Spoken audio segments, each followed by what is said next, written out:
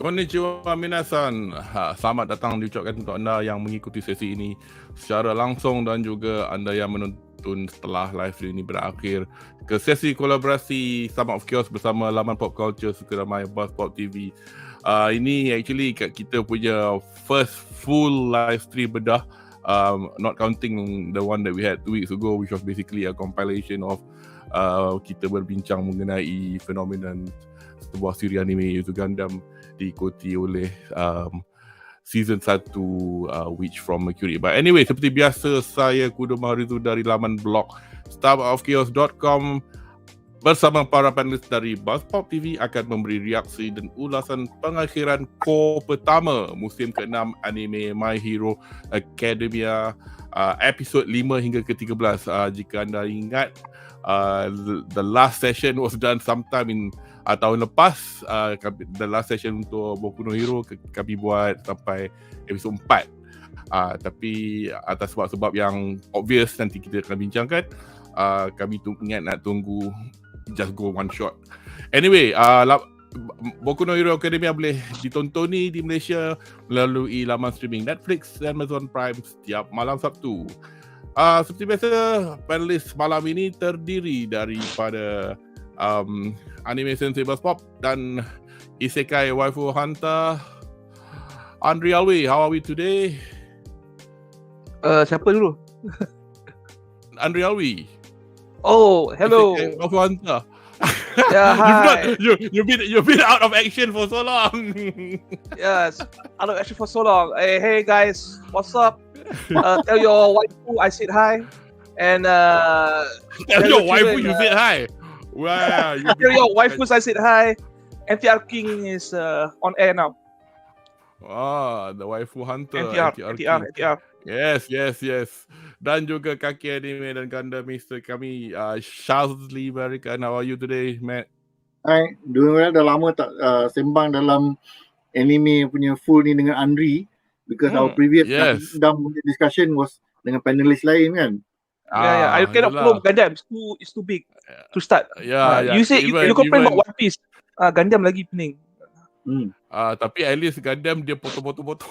Tak apalah. Tapi yes, whatever it was quite interesting. It was quite an interesting discussion, and I'm glad lah. I didn't do much talking at all because those 3 guys were well versed.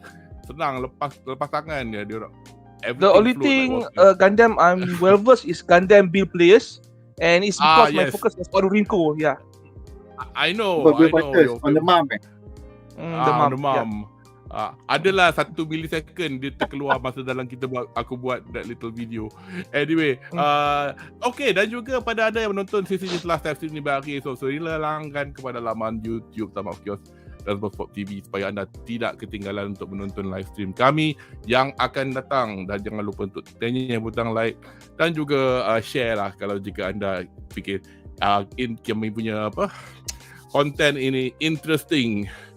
So, seperti biasa, we are back in the fold to discuss My Hero Academia.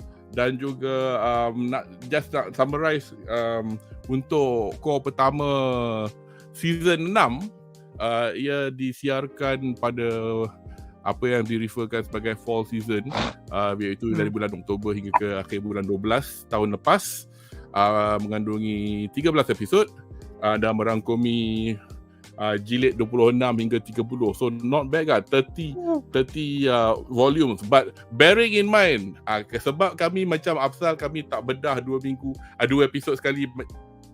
Pasal cerita ni season Cour ni banyak gaduh. So bayangkanlah dalam banyak-banyak ni dia punya gaduh punya scene banyak panel kan. So banyak panel tapi tak ada cakap. So habis nak baca 1 volume cepat je. tapi it took up 5 volumes, which was quite surprising actually. Okay, so we are going to memberi kami punya reaksi satu ayat untuk Pengakhiran Cour 1 season 6 My Hero Academia.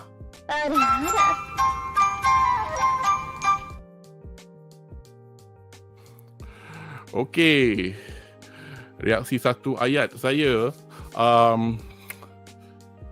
all stops pulled, tapi by both sides.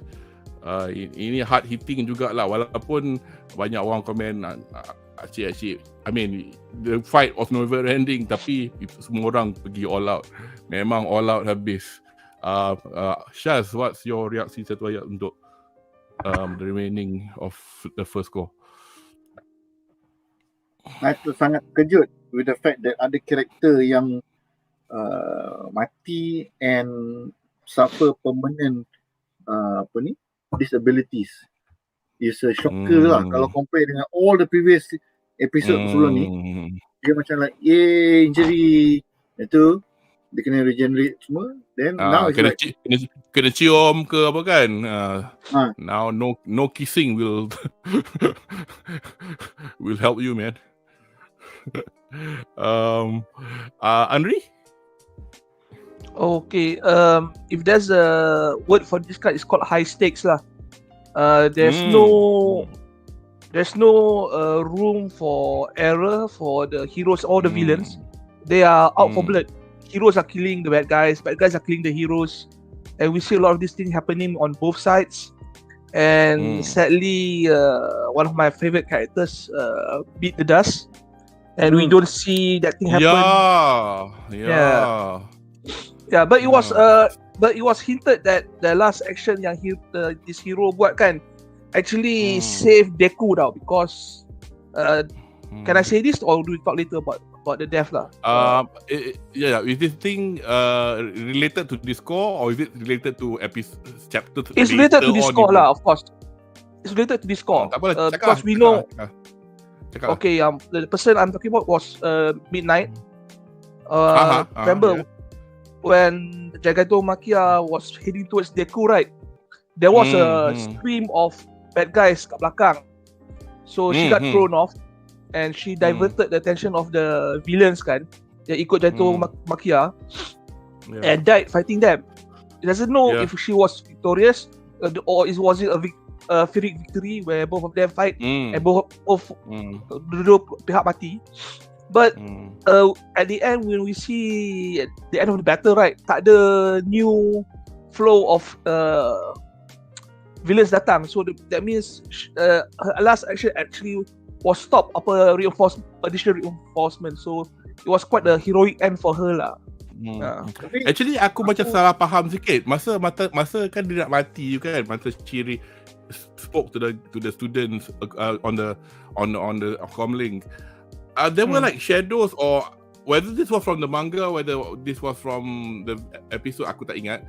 Nampak macam orang coming towards her. At that time aku ingat macam those were the villains yang jenis-jenis yang all the Chokia villains yang bagian that came from the villa, because she was so injured.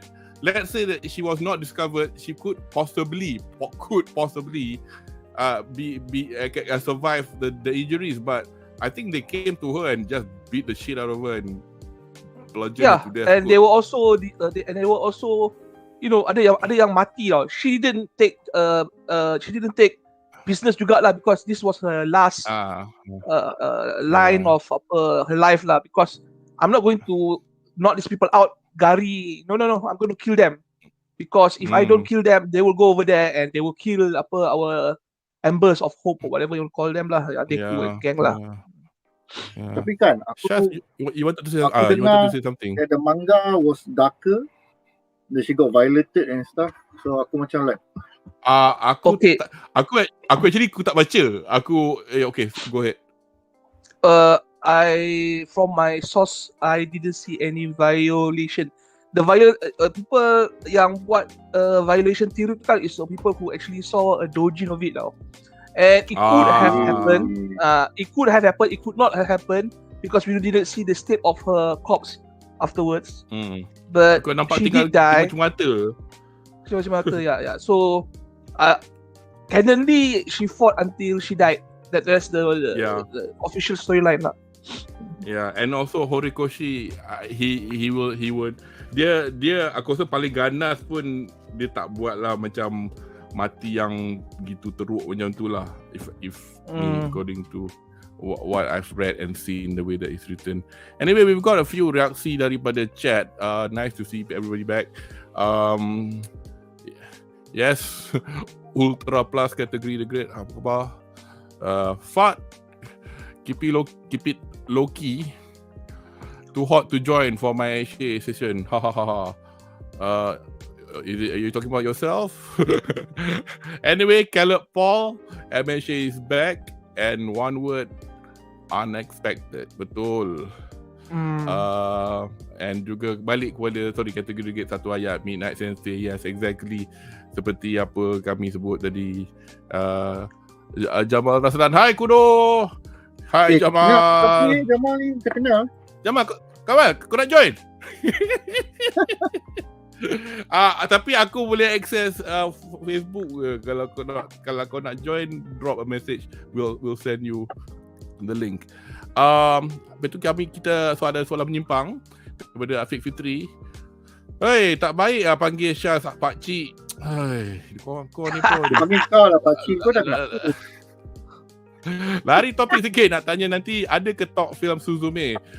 Saya nak tengok, tapi saya seperti mana anda semua tahu, saya tak duduk dekat Malaysia. Tak memanglah my sucks to be me lah, tak dapat tengok yet. Tapi kat Malaysia dah boleh tengok. Kalau by the time saya boleh tengok dan juga ada panelis BuzzPop yang dah tengok dan berminat nak berbincang, kami mungkin buat session untuk either dalam secara bentuk live stream, because 2 tahun lepas ke Makoto Shinkai punya film Your Name Kimi no Nawa pernah dibincang oleh BuzzPop. Tapi interestingly Tenki Noko tak bincang. Ada orang macam kalau secara sinis kata yes, all his films are the same. They are kind of the same. But I don't know. Tapi it's making money, is very popular. Dia baru je pergi Berlin tunjuk filem Suzume no Tojimari dekat film festival, and then on the way back to Japan dia singgah sekejap London itu. Menyesal. I mean, hari tu saya tengok Demon Slayer punya compilation film, malam tu dia datang London. Dia buat Q&A lagi. Tapi tiket dah habis dah lama lah. So kalau saya nak pergi pun tak dapat tengok. Tapi itulah, watch this space, tengok dalam laman Facebook either Stomachofchaos.com atau BuzzPopTV, dan we let you know if we gonna talk about this. Nak Jamal Raslan nak join, dia kata. Ya. Boleh, aku bagi the link. But one thing about Suzune, I noticed one thing. You guys talk among yourself. Yeah. Go ahead. Yeah, Suzune, I noticed dia punya cinematic presentation dekat Malaysia ni kan, it's pretty higher than the Slam Dunk movie tau. Masa saya pergi dekat GSC, I think there's like 20 showing in one day, at least 20 showing one day, compared to Slam Dunk. And other titles lah yang keluar. Even Quantumania has been overshadowed by Suzune on the first day dia keluar for GSC screening tau. I'm very surprised. Suzume, I can't remember how long dia dah tunjuk dekat Jepun, tapi dia dah potong Jujutsu Kaisen Zero dalam carta.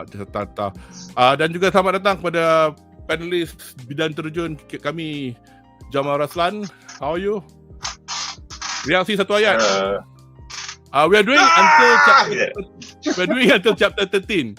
So don't reaksi satu ayat the second core. Reaksi satu ayat. MHA, I've said this 1.5 years ago to Arif Nakiuddin. Arif, if you're watching, shout out. And I just told this to Shaz and Nick tadi, about like half an hour, 40 minutes ago. MHA is the Japanese X-Men, and I will die and live on that hill. No. It is. No. It is. No. Okay, lawan. No. It is. Aku baru I'm not nak gonna buat say sesi which ni. one is better. I have my justifications, but yes. It's not not a like for like. Not a like for like, but in essence, in terms of how people have quirks and abilities in the X-Men world, mutants. In MHA, it's quirks. But the stories of people getting socially ostracized for having or not having abilities, or useless or useful abilities, and people going to institutions to learn how to use those abilities and apply them, and how society is shaped by all these people that has these abilities, and the status quo of those who have and have not, is a Japanese X-Men.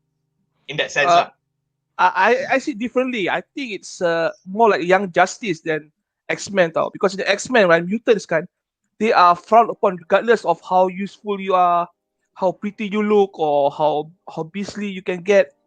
Whereas in Young Justice kan, it's like, okay, metahumans exist. They contribute to society in one form or another, whether you're in the syndicate or for the government or even for the Justice League. And but it's like a niche market tau. That market exists tau. And people die often. If you compare to X-Men, right, susah orang nak mati ni tau. I think X-Men Kudo. like Tak, Kudo, don't take it too far. Aku tak baca DC, Kudo. so your Young Justice is perfect. Kalau compare Young Justice dengan X-Men, then MHA is more Young Justice than X-Men lah. Tapi sebab aku baca Marvel je. Here's the thing. In Young Justice kan, a lot of people died easily, like MHA. But X-Men, right, the animated series, aku ingat orang yang mati kan, it's actually just morph. Just ignore animated series. When I'm saying X-Men, I'm not referring at all to the animated series. It is a loose adaptation of whatever happens in the comic. There is an abridged version. So kalau aku kata X-Men, kalau aku kata X-Men, aku straight refer to the comic. Comic. Comic. Tak ada no, not animated series. Don't worry. Tak. Oh, okay. Tak. The animated series tu is like, hey, we should make an X-Men cartoon, let's make it. But what story do we tell? We take this story, and then we just do a 3 episode continue. Itu je. Dia bukan macam kita nak adapt komik kepada animation lah, bukan kan? So, tapi go back to your point yang meta-humans, I feel since sebab aku tak baca DC. So bila kau kata meta-humans tu, yes, meta-humans are closer to quirks than mutants are closer to quirks. So basically what I wanted to say is that benda tu je lah. So katakanlah aku fan DC, aku kata lah, okay, MHA is Young Justice instead of X-Men. And I feel for all their merits, dalam tiga-tiga tu, I again will die on this hill. MHA is the best execution of this concept, di mana satu dunia yang ada meta-human. Very compelling stories. Despite only being how many years versus the Young Justice, or rather on my case versus the X-Men kan. Berapa tahun je banding, tapi compelling gila babi sial. X-Men kejap mati, kejap hidup, kejap travel. And it's the work of one man, it's the work of one man. Yes. If you're talking about X-Men right now, right, there's no such thing as death because they have a I know. Aku collect. Aku ada the entire Hickman run, so. Jamal ada satu soalan. Anyway, my point is just on the meta-humans lah. So bila kau kata meta-humans, aku setuju sangat, betul. Apakah dalam gambar Abang Jamal tu ada rambut? Gambar mana ni? Gambar aku kat YouTube. Gambar tak? Ni kot gambar. No. Gambar kat YouTube tu. I see. Anyway, Afiq. Right. Afiq, susah tau nak kawan dengan Syaz ni. Susah sangat. Tengoklah efek dia. Astagfirullahaladzim. Kadang-kadang je. Saya botakkan kepala sebab I feel that I dah tak tahu how to take care of my hair. I malas nak jaga, and benda ni paling senang. Anyway, so I think it's time for us to get cracking. Saya ada 9 soalan secara untuk 13 tolak 9 episod ni. So let's get on to segmen kita yang seterusnya.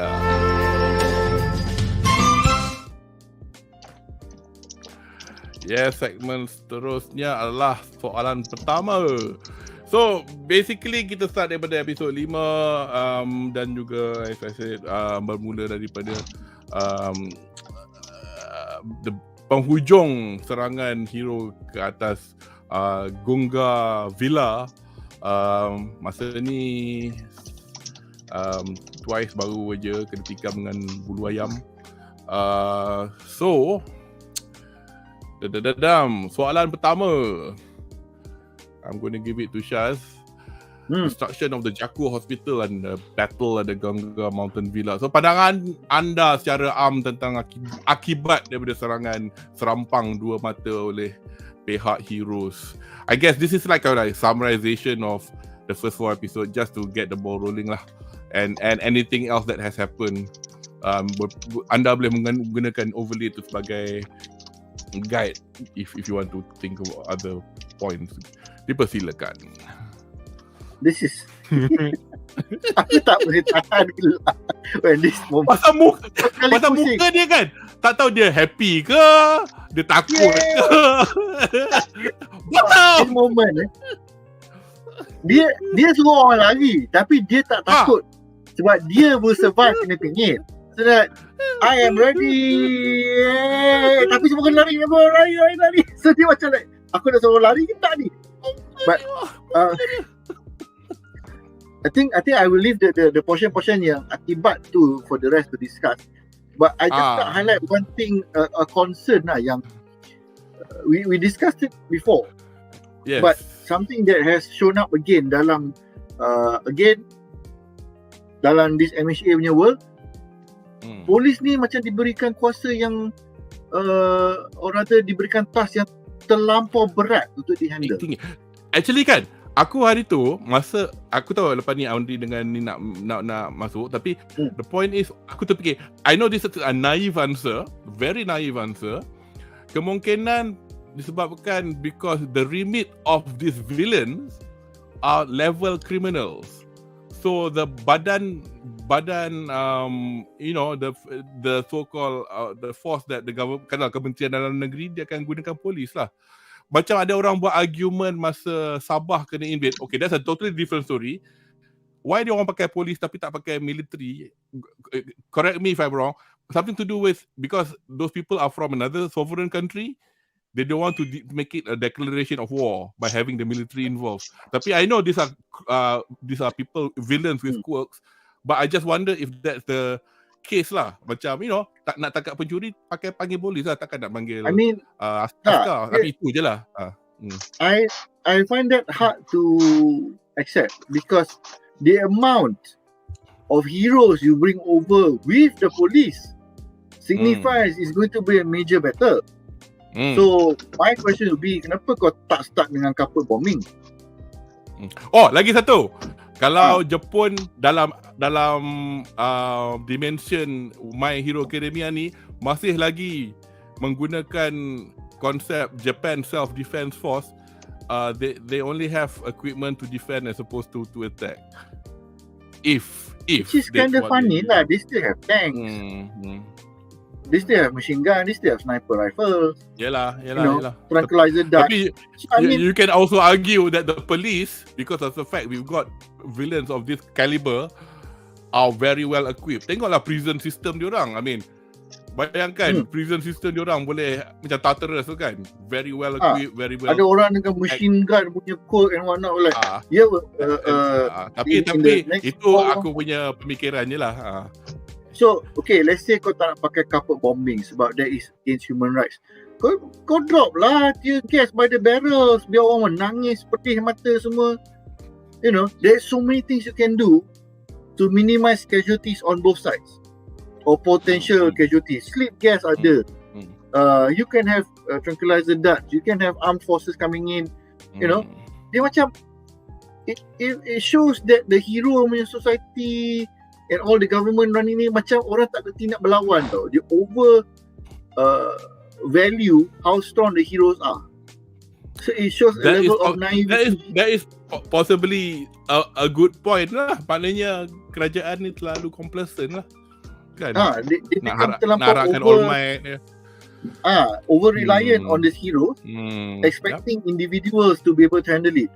When you could have like a reserve army kat belakang, you know, with fighter jets and everything patrolling the sky, ready to fight and whatnot. So macam, where are these people?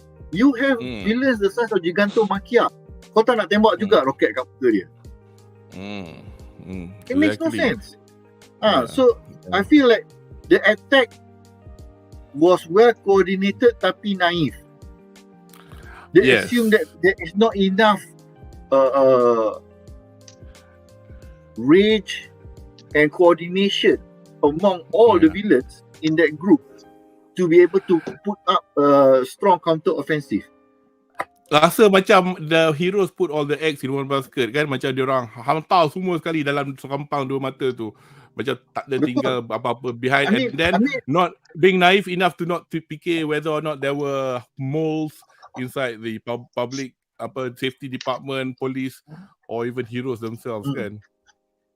Like let's say like kau nak tangkap dia orang dulu, you can still put like half a kilometer away or 1 kilometer away with the reserve students. Kau bawa students. Kau bawa students instead of people armed with grenade launchers and mortar and you know, assault rifle and all that. So aku rasa macam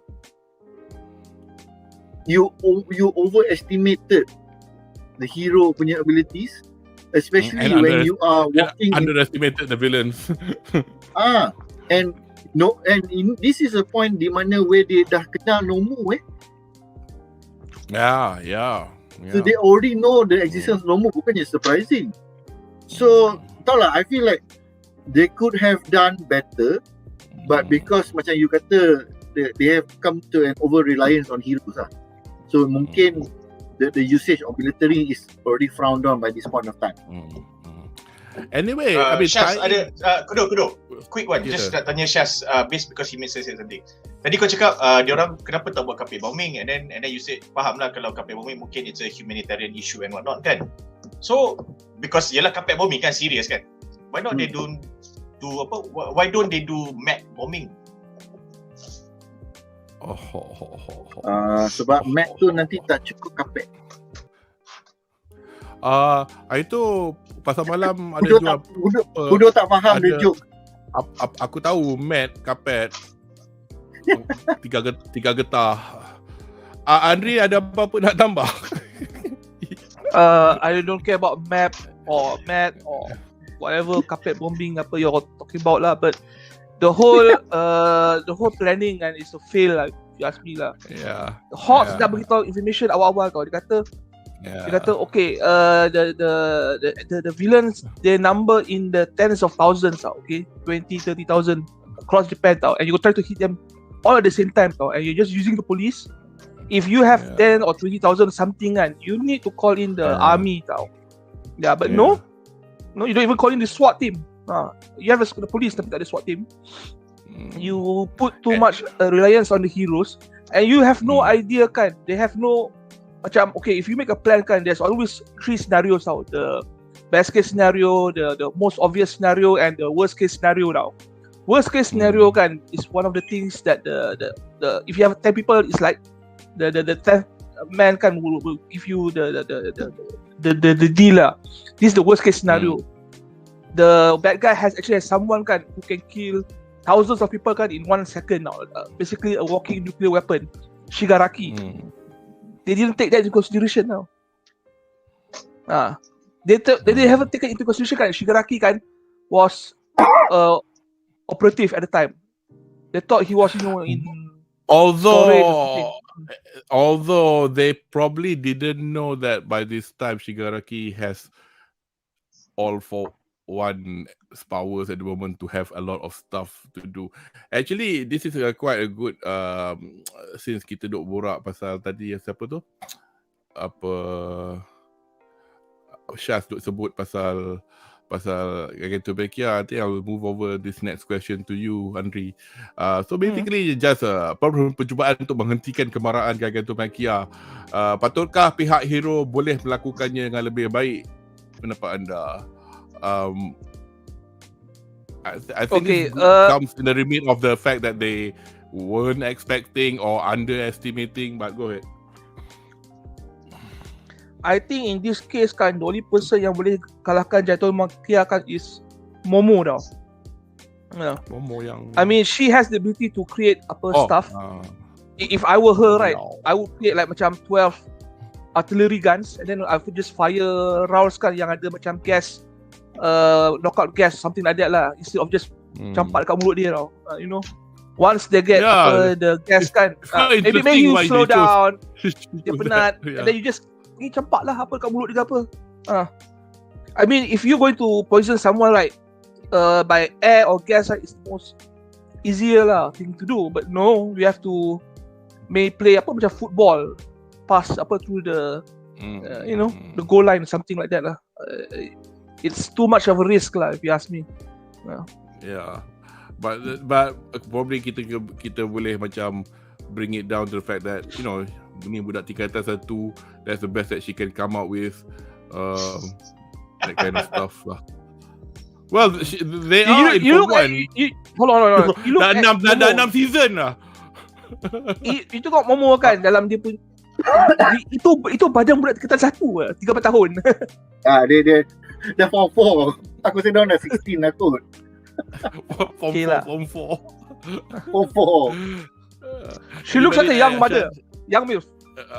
Oh no, here we go again. Shaz, anything to add? This also links back to the naivety in the planners punya decision making lah. They know that Gigantomachia exists, tak silap aku. If not, at the very least, Hawks should be able to tell them of this guy punya existence. Because dia dah sampai to the level where he has gone to quite low into the inner circle lah, except for the final circle punya meeting punya level. He has mingled with everybody lah. And then dia ada access kepada Twice kot. Dia boleh tanya je, mama yang badan besar tu mana pergi ya? Tapi Gigantomachia, he only answers to All for One kan? Yes. Yeah.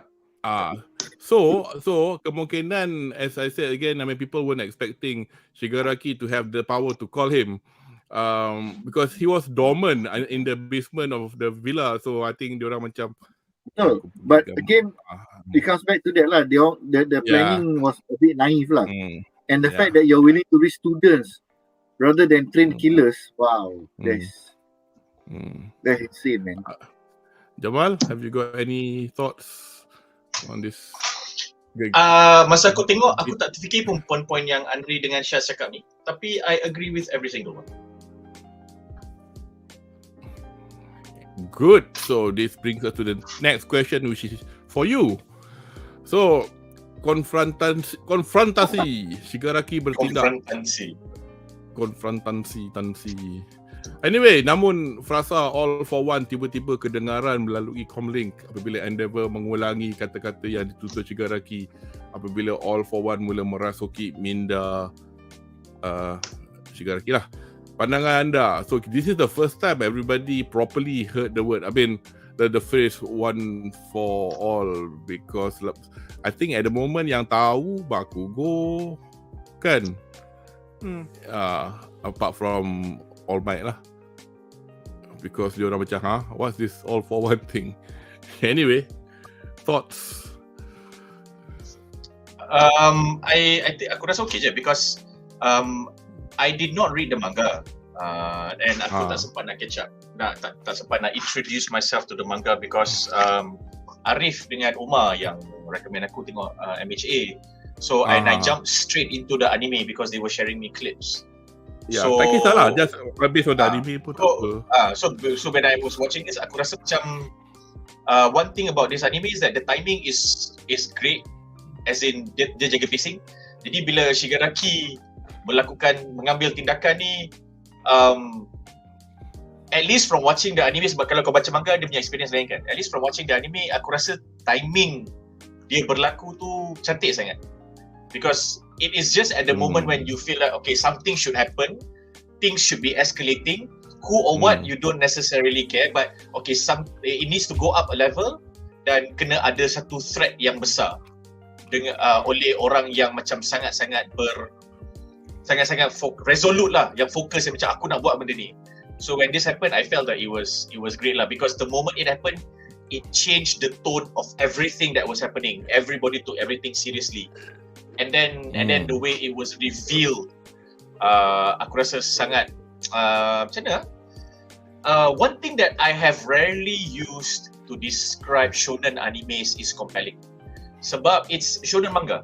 It's shonen IPs and shonen title. So benda tu asalkan dia menangkap sentimen-sentimen dalam golongan shonen ni, then dia kira okay lah. Tapi MHA has this quality yang macam, especially in the anime adaptation, bila dia buat certain scenes tu yang mungkin Deku tengah buat satu benda yang sangat hebat atau sangat besar, and then he needed to react and response, and then you feel this rousing feeling of realization ke determination ke dan sebagainya. So MHA punya anime does that very very well. So when this happened, aku rasa macam wow, like shit, we need to take Shigaraki, not just we need to take Shigaraki seriously. It's like, oh fuck, mamak ni habis tu nak menang je dia sial. That was how I felt. Yeah, that was how same here lah. Same macam dude, habis tu OP je, broken je, like habis tu nak, and then when every time it cuts back to the good guys, macam nampak sangat macam diorang ni budak humasan, budak setau jagung yang even the experienced teachers macam okay, kita nak, you know, they're at the skin of their teeth, tengah nak defend lah, tengah nak cari jalan, you know, nak solve this problem. Padahal orang jahat macam okay, aku lempang je, aku just steamroll over these people. So it has that really, it feels like that. So and it feels like that naturally. Jadi bila ada hero yang buat sacrifice, ada hero yang buat clutch play atau clutch moments, kau rasa macam oh, so aku jarang, serius cakap, aku jarang rasa macam ni. So as a result aku rasa macam wow, korang ni ada di gempak saya. And aku nak baca dia manga. Like I have the manga because I want to read it. I have read it, but macam aku baca macam sangkut, and then bila this season came out, I watched it on its own without reading the manga, and went back to the manga after watching it. But you are right, the adaptation is done quite nicely with regards to, you know, untuk aku, like I mean I don't know lah about other people, but thus far kalau kita tengok bedah dari BuzzPop mengenai apa-apa lah, I like music, but not many people talk about music, and people need to know that the guy Yuki, what's his name, the composer who does the score for MHA, I do not know what other works dia buat, tapi the score for MHA is orchestral, is very well done. Aku angkat tangan lah, uncle ni menitis juga air mata part-part yang macam, you know, when there's emotion going on and then otak semangat naik ke apa, benda-benda macam ni sebat sel this adaptation buat.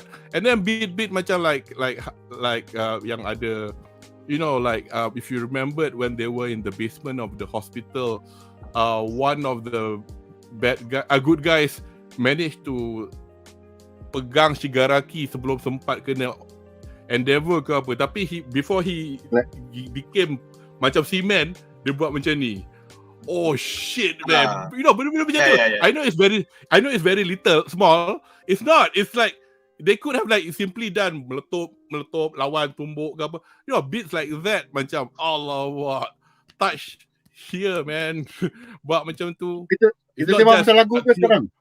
Tak.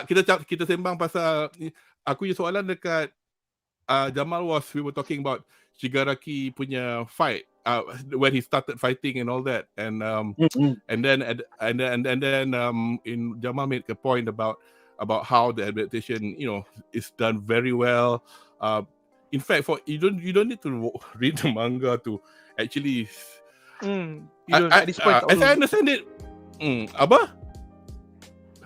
You don't have to read the manga at this point now. Tak boleh. Yeah. It's not just watch the anime, because it's just pacing. The adaptation is very, very. I'm not saying close. It's identical to the manga. They leave very little thing out. And one more thing about Shigaraki kan, in representation in this whole show, right? One of the best things yang MHA buat kan is they did villains kan right tau. We have a capable, intelligent, believable villain that you can not only believe in, you can also root for tau. You know, Shigaraki kan, you know his motivations, you know his dedications. Was he wrong? Yes. but you understood. It's Where like it comes from. yeah, it's like this characters is from Hayao Miyazaki punya studio production now. They are well thought, fleshed out characters. They're not like, I'm going to conquer the world for $1 billion or $1 gajillion billion like that. Dia you nak compare the villains from Harry Potter dengan All for One, Voldemort dengan All for One ni kan. He does look a bit like Voldemort though. Yeah. Tapi tak ada mata. Tak, you imagine Voldemort only does he only rules through terror. Dia buat Crucio sikit, dia Avada Kedavra sikit, and Imperial sikit. That's it. You compare dengan All for One ni, dia punya curse last 2 generations tau. Sampai ke Shigaraki, which is the grandchild of Nana. Nana. Anak dia ni. Anak dia. Cucu kan? Cucu. Shigaraki is cucu dia. In fact, Shigaraki bukan nama dia, tapi nantilah we'll talk about it later. Sebab anak dia yang jadi kena abandon, so Shigaraki bila born dia jadi teruk. But anyway, dia manipulate kat sana, dia curi orang punya abilities, dia manipulate through multiple ways, psychological terror, straight dengan many levels lah. And cara dia cakap pun, when he talk to you, kau cakap, aku nak aku lempang mamak ni kan. So that is the sign of a really like orang Melayu tadi geram kan. Voldemort memang. Saya tak ada hidung. Itu Avraka Tabra. Kan? So, I don't know. In terms of how they portray a villain that you want to hate, All for One has so much of the qualities done in a believable way tau. So, macam like, it's very good writing. It's interesting that we get to talk about this in this season. And then aku make me remember, apa salah korang kena, kesian kat Nick lah, having to bedah pasal season 5. Season 5. Not anybody's fault. Nobody knew it was going to be that way at that time. Just a quick mention lah. Just now we were talking about the adaptation and the fights and all that kind of thing. Apa yang pada peminat Boku no Hero yang suka ikut what you call it, social media, anda mungkin ingat masa back in December, November, orang duk complain, apalah animation macam, kan animation, dia orang kata in short lah, the gist of it, animation tak cantik. Sedangkan kalau kita tengok balik, I can see where they're coming from, tapi dia orang lawan di waktu siang, and then apabila anda disajikan dengan dengan artwork by Horikoshi yang this detailed. I mean, I guess kalau dia orang buat anime ni adapt macam old school punya, ada anime kan yang akan draw garis-garis macam buat macam manga tu, boleh lah. Tapi especially this scene for example, tapi apa nak buat, dia dah gaduh tengah hari, langit dah biru. I mean, kalau nak buat macam senja ke, nak buat ada kabus ke, nak buat langit purple ke, a bit susah. Kenapa dalam manga it can be done? Because dalam manga black white. No, it's not black white. It is a single frame. So kalau kita tunjuk, just tengok just tunjuk kalau kita tunjuk gambar dia tadi. Am I punching, saya tengah tepuk ke, ataupun tangan saya tengah letak kat sini ke, ataupun tangan saya datang dari sini ke, ataupun dari bawah ke. You get all those lines lah in the manga. Yes, that's where all the lines are for. So bila kau tumbuk macam tu, ada line dari belakang going forward, fokus ke sini, kita tahu that is the punching direction. But there was an art style which has been not utilized in modern punya ni, sebab you boleh nampak the characternya motion. You have the multiple frames daripada point sini, dia tunjuk, dia tendang sampai ke sini.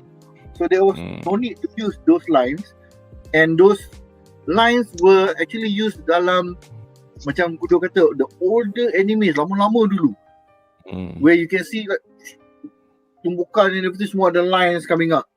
So I think it was a creative decision lah to use color and dia punya and not use all those lines because aku fikir juga lama benda tu. The reason they use color is as a backdrop and a contrast to the devastation that is going in the foreground.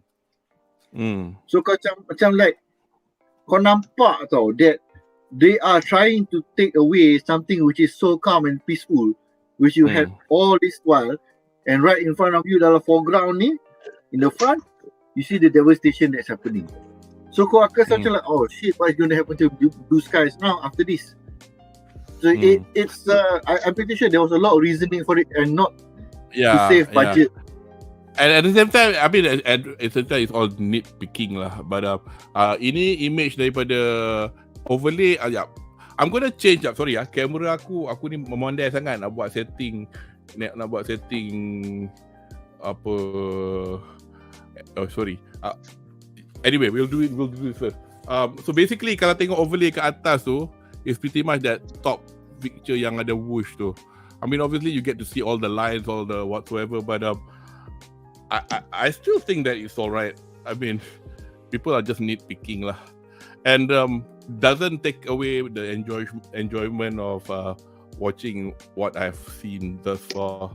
So let me just get rid of that thing and make it normal. Dah habis itu, tak payah nak macam artistik sangat. So anyway, kita we've done 3 questions. Kita pergi kat chat sekejap. Caleb Paul, where is Hawks? Hawks tak ada kepak. Dia masuk hospital. He was severely injured when Dabi attacked him at the villa, and then apa nama Mama Kro hitam Toyo Dark Shadow took him away lah. Tokuyami. Okay, next question is category the grade. Patutnya Mina yang the best MVP, tapi nak fokus Kirishima ex Mina, sebab itu Kirishima jadi MVP. Flashback cerita lama. Oh, nanti saya cakap pasal saya punya MVP untuk this, but we'll talk about that later. Category the grade again, main villain sebenarnya jadi puppet je, turn down mood je bagi pendapat saya. Yeah, as we have said that all for one, he's bastard and dia Machiavellian habis.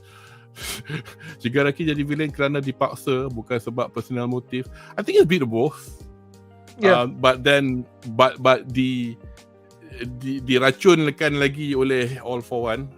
I mean, obviously one of the big trigger was the fact that if it wasn't for his grandmother not letting his father become a hero, dia mungkin had seen the world differently or something like that, if I remember correctly. So dia question ni actually just nak tambah sikit. Yeah, go ahead. Shigaraki punya motive has not changed. There are 2 points. All for One has been reminding him, dia orang ni jahat, kita yang baik. That's one. Yang kedua,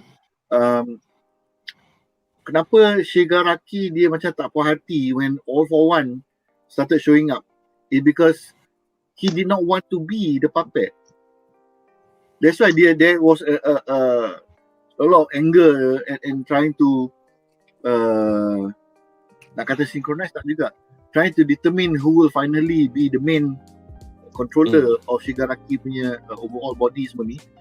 Is because Shigaraki wants to do things on his own terms lah.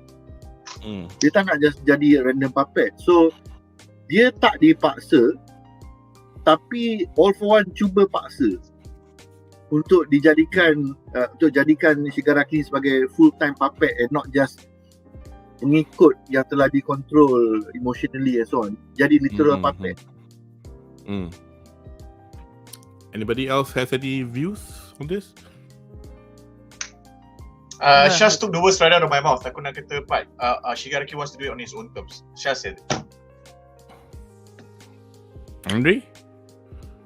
Okay, you have to understand kan the hubungan antara All for One dengan Shigaraki now. It's more than just puppet dengan puppet master tau. It's not like apa nama tu yang Orochi dengan Sasuke. Remember in Naruto? Orochimaru. Orochimaru.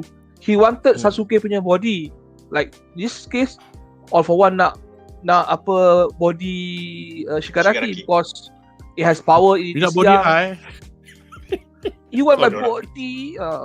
Yeah, I want your body. Hey, but you have to understand. Buruk. But this is the case. But you have to understand kan. Orochimaru lidah. Orochimaru. Yes, Sasuke, my boy. Grow up healthy and sexy. I'll be new soon. But All for One is different. He's evil. But you have to understand kan. Deku would learn from the 9 previous S kan, the previous users of One for All. Yang even though All for One is evil kan, dia kekurangan satu benda yang buat dia inside him tau. Hatred. He doesn't have hatred. Dia tak benci siapa. And the reason why dia pecahkan the kuasa All for One for All ni kepada dua kan, nak absorb balik One for All kan, it's because he wants to absorb the hatred from the users and absorb the hatred from Shigaraki.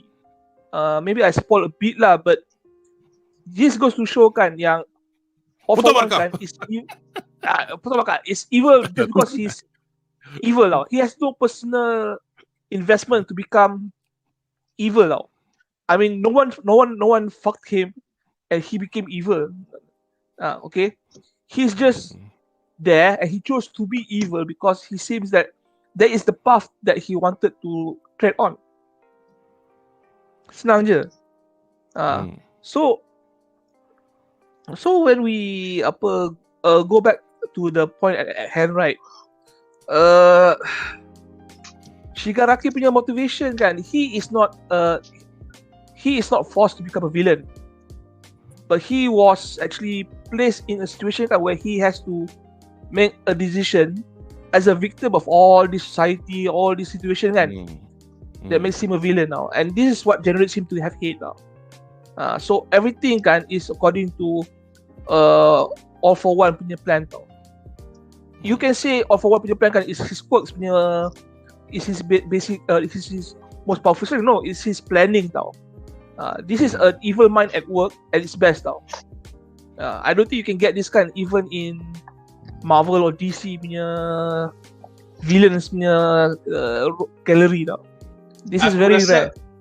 Aku rasa in terms of scale dengan niat sama je, Marvel ke yang writers ke sama. But the thing that always for me lah, ni orang tak setuju tak apa.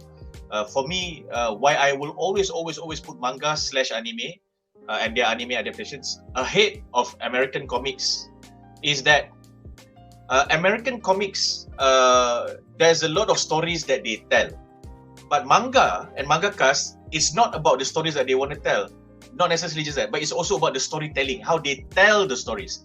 Jadi engkau bila Andri cakap All for One ni macam dia rasa jahat sangat, dia rasa like this orang yang jahat yang sangat mempunyai satu agenda. In some ways it's like Thanos, but you don't see Thanos telling you except for those few scenes. Tapi kat dalam MHA you get the sense of this evilness being told. So engkau rasa lain because mangas and their anime adaptations are very good at showing and telling people directly or indirectly how these characters are. Sebab tu bila kita tengok Deku ada moment of realization, we feel a rousing feeling of spirit dan sebagainya. Yeah, because they tell it very nicely. Even on panels, tak payah nak adapt to the screen lagi. So sebab tu kita rasa macam wow, jahatnya atau evilnya All for One ni sebab yelah, because they manage to convey that in such a way yang kita macam takutnya. Kau takut tapi kau jijik, kau geli, kau marah. And that's very effective lah, because like macam Marvel DC Cik Adi cakap, you just see it, you just read it, they tell you with their dialogue. You like panels like what Kudo just showed. Gambar mata dan muka orang macam tu. Dia tak payah pakai dia ni marah gila. Dia just that and then all the lines they make it so intense. Atau orang jahat. Marah betul lah dia tu. Tu lah tu. Unless you're reading Jojo lah. Jojo. Tak, Jojo. Jojo. Jojo is a different experience. Dia kena explain. Jojo is a different experience. And Jojo is a mangaka who reveres American culture. So American slash US music, everything. Music, everything. Jadi dia memang banyak, it's very referential to how the Americans tell things. But even then, dia punya ingenuity nak design karakter macam tu, nak buat stand semua tu, kita kena puji lah. But yeah, sorry. Go ahead. I'm done. No. Aku nak menyimpang je sekejap because korang sebut Jojo. I don't know whether you read. I do not do this, but I'm an anime only. But I just realized that the latest incarnation of Jojo is out, Jojo 9, called Jojo Lands, and the reason I thought of this was because of what Jamal said about how he likes American stuff, and then kita dalam BuzzPop kita tahulah our recent dalliance with the subject of wokeness, blah blah blah in Marvel or any American IPs of late. So it has come to Jojo now. There's a character who's a brother of the main character, who wears a bikini top. But the explanation is dia ambil steroid, angkat weight, dada dia besar. So lagi tu muka dia awet semua, tapi Oni-san abang. Tapi itu satu benda aku rasa translators, the fan translators are having a hard time trying to figure out what Araki is trying to say for this new character. Good luck to them. Aku baru baca first chapter. It's set in Hawaii. Dia budak high school. Dia banyak duit. Biasalah Jojo far-fetched gila. Tapi kan, tapi with regards to yang macam Oni-san semua tu kan, Kudo, aku rasa relax je sebab orang-orang yang dah kaki baca manga, semua orang kata One Piece. One Piece, Oda ambil benda tu macam okay, everybody. So dia dah macam dia terbalikkan dunia dah. Whatever anyway, gender you want to identify yourself as, aku tak kisah because this thing, I mean, the Japanese have been progressive for so long lah. Anyway, just go on a few more questions. Harukitori, elbow cough back. Nova roll. Betul ke Deku vs Shigaraki is the worst animation on MHA season 6? Kita tadi just mention it briefly. Orang dok complain. I don't think it is the worst. It's a stylistic decision by the animation director, and as we were saying, they were fighting in broad daylight. Memanglah kalau kita nak buat wayang, katalah nak buat wayang Transformers, I mean, siapa yang suka buat video editing akan tahu the term teal and green. The teal and green macam is a filter that enhances teal, which is macam cyan. Green, it's a tint of green, and orange tau. So kalau nak, the best example of this, masa Megan Fox badan berpuluh-puluh buka bonnet kereta dia dalam Transformers the first one. So that's an example of a teal and green. So much so that siapa pengguna Final Cut Pro, teal and green is actually there. You can just click on it and make any of your videos look like a Michael Bay Transformer film. But it's again macam Matrix-nya filem lah, banyak hijau everywhere. Dia punya green. Dia punya green. So aku suka macam benda-benda macam tu lah. Tapi benda macam tu is either stylistic atau it's meant to let us see diorang dalam dunia Matrix sekarang. And then because bila diorang masuk balik dalam spaceship diorang kan color biasa kan. Benda-benda macam tu lah. It's a way of storytelling by using visuals. Caleb Paul is all for one variant. All people punya expectation kan too high. Senang je. Yelah. You're expecting too much from the show. Yeah. They have like But less than a year to prepare this, but you wanted apa work macam a 5-year production. It's not gonna happen.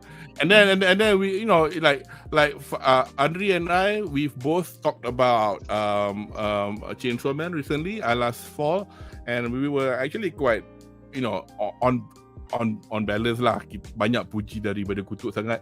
Tapi it's come to light that what happened to make it like that is not 100%. And I mean, I will make Andri laugh again. There's a video by Mang Command again. He analysed, aku tengok, ya Allah, masa yang Katana Man lawan tu, the discrepancies, dia tutup, the stop, aku tengok, so blatantly can be seen now, macam, so they had issues. So, it's one way, it's one thing to try to go the whole hog, nak macam gempak sangat, atau because at the end of the day, MHA is popular, it's very popular. Yang bising ni banyak orang barat je pun. Anyway, just quick, kita nak move on to the next segment. So kalau boleh, Iqbal Irfan, hello. Deku, asal muka sejuk. And then Catherine Great, Jojo Land ada tak muka macam menggeletar sejuk yang freezing tu. Jojo Land ada trans, tak kisahlah trans ke apa ke. That's it nama dia, Dogana Joestar. Abang dia yang jadi Dogana Joestar, okay. So tapi Ranma Half punya anime dulu senang-senang je, kena air panas air sejuk tukar jantina. Tapi aku tak kisah yang itu lain. Itu lain. lain. No one cares because Ranma Chan is hot. Dia memang macam tu. This is it's not about identity. Like that character was not created out of identity. Ranma is a story of what happens if you have a character where dia kena air panas jadi lelaki, kena air sejuk jadi perempuan. Itu je. Yeah. And then gitu bapak dia, that's the story. Bapak dia jadi panda. Bapak dia jadi panda, betul. Lupa aku. So that's the story. It's not about okay, let's create kita dah buat karakter Ranma ni, tapi Ranma ni bila dia tukar jadi perempuan, dia persoalkan kenapa diri dia lelaki. Bila dia jadi lelaki, dia persoalkan diri dia perempuan. Lepas tu dia that is not. It's not that. And it's not it's Ranma is irreverent. Dan dia macam there's nothing serious at play. Kita bukan nak buat social commentary. This is just a story. Orang ni bila dia akan ingat consciousness dia, bila dia jadi perempuan dia kena tukar jadi perempuan, dia lelaki jadi lelaki. So dia terperangkap kat dalam dunia tu sebab apa? That's just it. It's got nothing to do with kita kena buat Ranma ni sebab apa kita tak cukup orang yang represent kepentingan dan identity. Dia bukan macam tu. It's got nothing. It's not serious. And also Ranma existed in a time when those ideas were not existent. Yeah, and at the same time, by the same token, Jojo punya creator ni, he is not doing that daripada dulu. Kau tengok No. Sekarang. Yeah, I agree with you. He's never been. And Jojo punya manga is irreverent. Dia, aku nak tunjuk kat korang, aku suka gila babi US and Western culture. So I will tell whatever story I want to tell, looking like the culture that inspires me every day, and that's it. Tak ada apa-apa. So katakanlah ada karakter yang woke dalam Jojo 9 ni, it's not because the mangaka aku kena buat karakter woke, kalau tidak tak ada orang baca kat US. No, it's because that sekarang kat US orang sembang pasal woke okay, aku buat karakter woke. That's it. Tapi kan lagi pun Dogana tu dia bukannya woke pun. Dia just an abang who look like woman. Dia nak explain pun, dia tak nak justify pun why I look like this. Okay. But anyway, so sekejap Kudo, I need to mention this. Okay, so on a slightly even more serious note, there's a reason why that kind of character can be written in a lot of Japan manga ke animes, and the society there generally tak flip. Because in Japan, whether you all like it or not, they have no issues with people identifying with sexuality differently, people identifying with gender differently. Diorang memang tahu yang akan ada a minority in their society or in their culture yang macam kau ni pelik sikit, so kau tak kacau aku tak kacau kau. If you're a nice person, you respect my traditions, you respect my space, it is fine.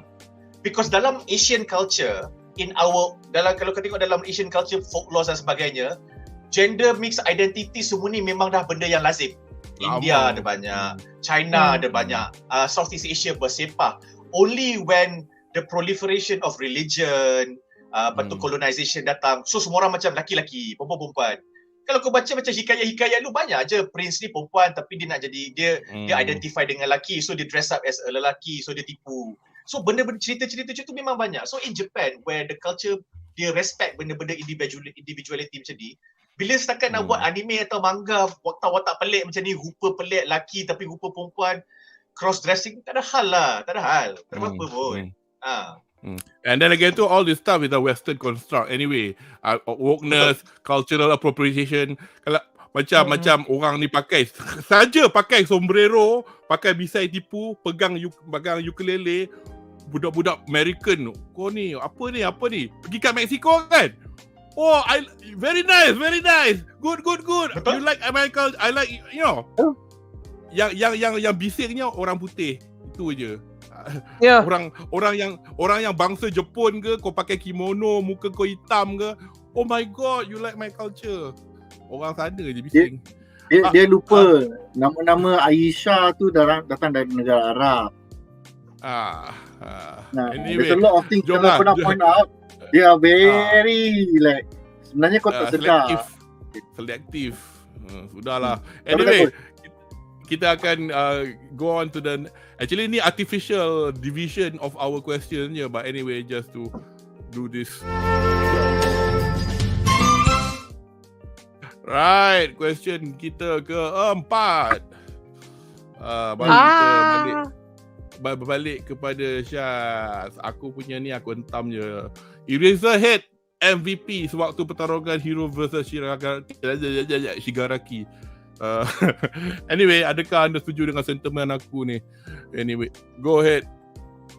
Eraserhead is the MVP, definitely. I mean, yeah. I mean, in my opinion lah. I'm not saying that nobody else did anything, but you know. No, the fact that he was the only one that can stop Shigaraki punya ability, and there was no one else except maybe Eri, who did not want to risk in battle. That could stop Shigaraki. Aku rasa this comes back to my first point. Kalau they had military support, kau jam Shigaraki, kau tembak dia dengan 50 tranquilizer dart, gone. Habis cerita. Saya nak tumbuk sini, tumbuk sana, tarik tali hitam, saya bearer of one fall daya. Exactly. You immobilize him and then you shoot him from afar, so he doesn't see it coming. But no planning at all. MVP definitely, but the sacrifice was unneeded. Sayang. Very sayang. Itulah.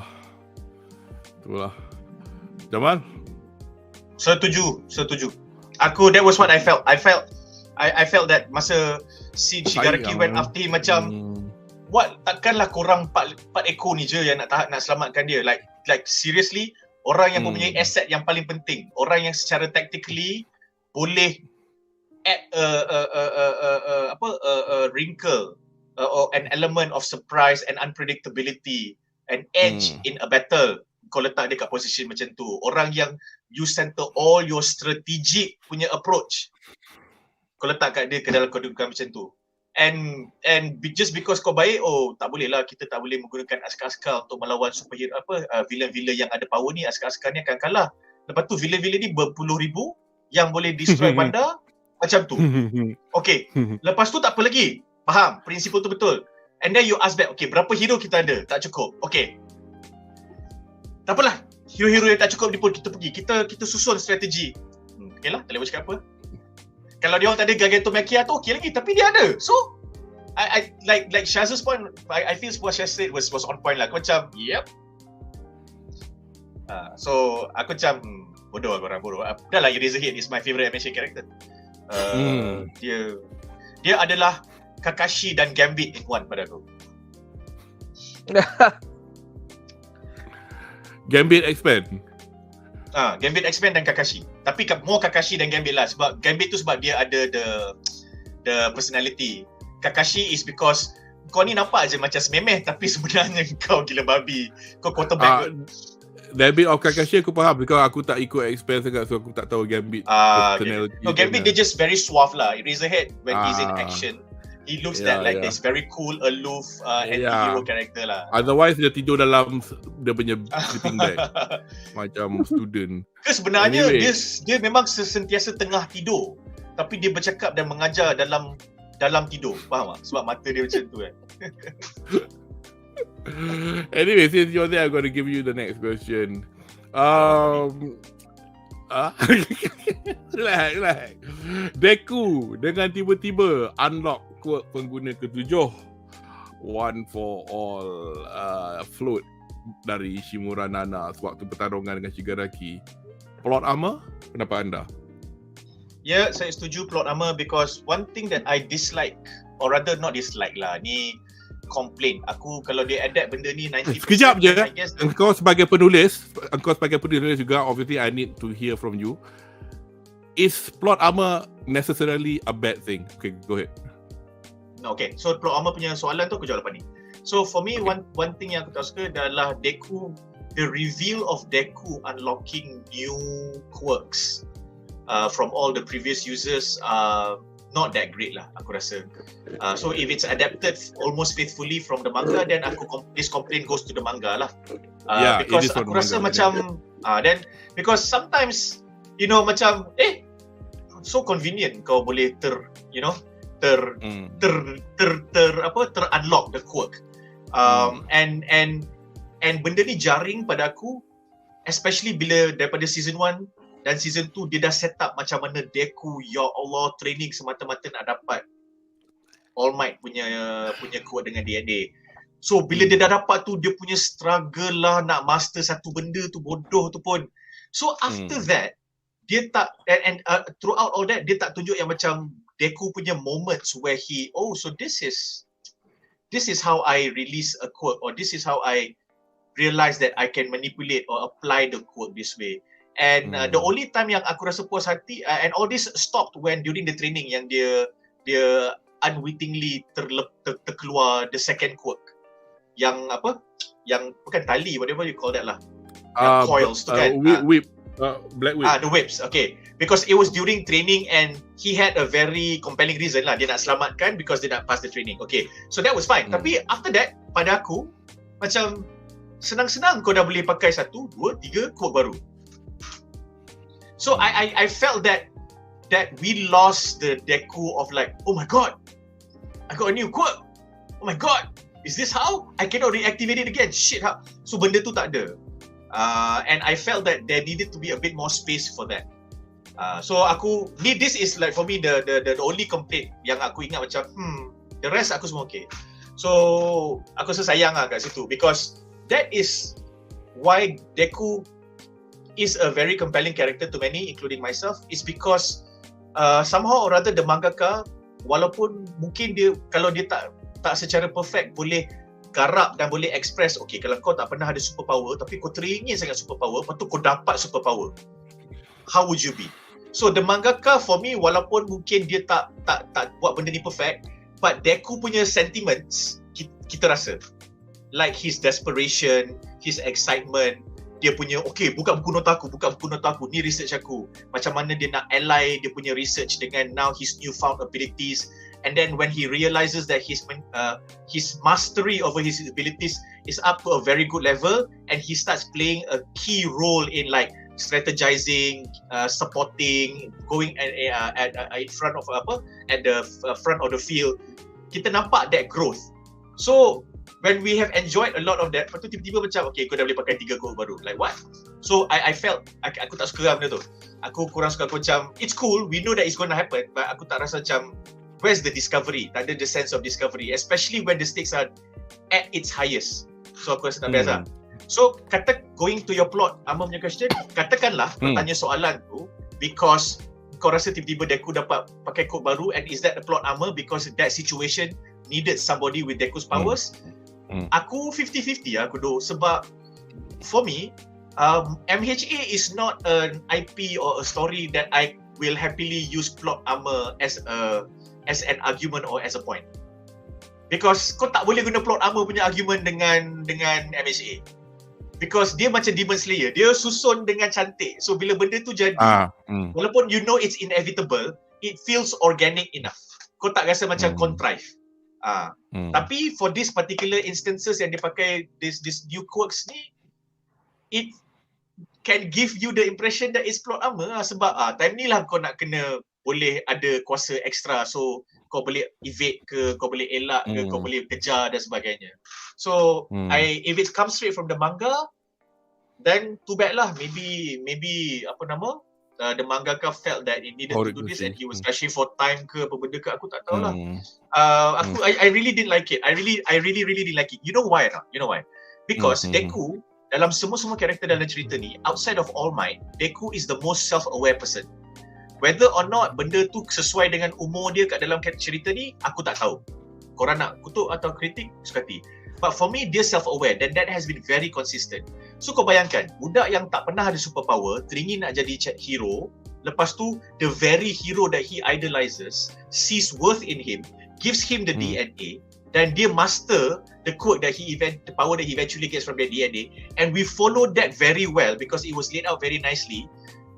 And then at every single step of his development, he realizes, dia polish, dia simpan, it becomes a lesson, it becomes a skill. Dia punya benda tu banyak, and then when he starts getting quirks yang power, yang baru, yang unique, benda tu dah tak ada. Padahal, the further he goes along his journey, he should be more self-aware. He should be, he can anticipate more. He should be wiser. Faham tak? So, in the recent ones, kau dah tak nampak benda tu sangat. Dan of course nampaklah he goes to the dark side. Tapi macam bro, you know, it would be nice sambil kau duduk complain, kau duduk atas bangunan kosong, sambil kau nak track all for one, lepas tu kau macam this is a new quirk. Lepas tu macam I don't have my notebook anymore. What I remember is that tak banyak moment-moment macam tu. So aku rasa macam we lost a little bit of that lah. I get it.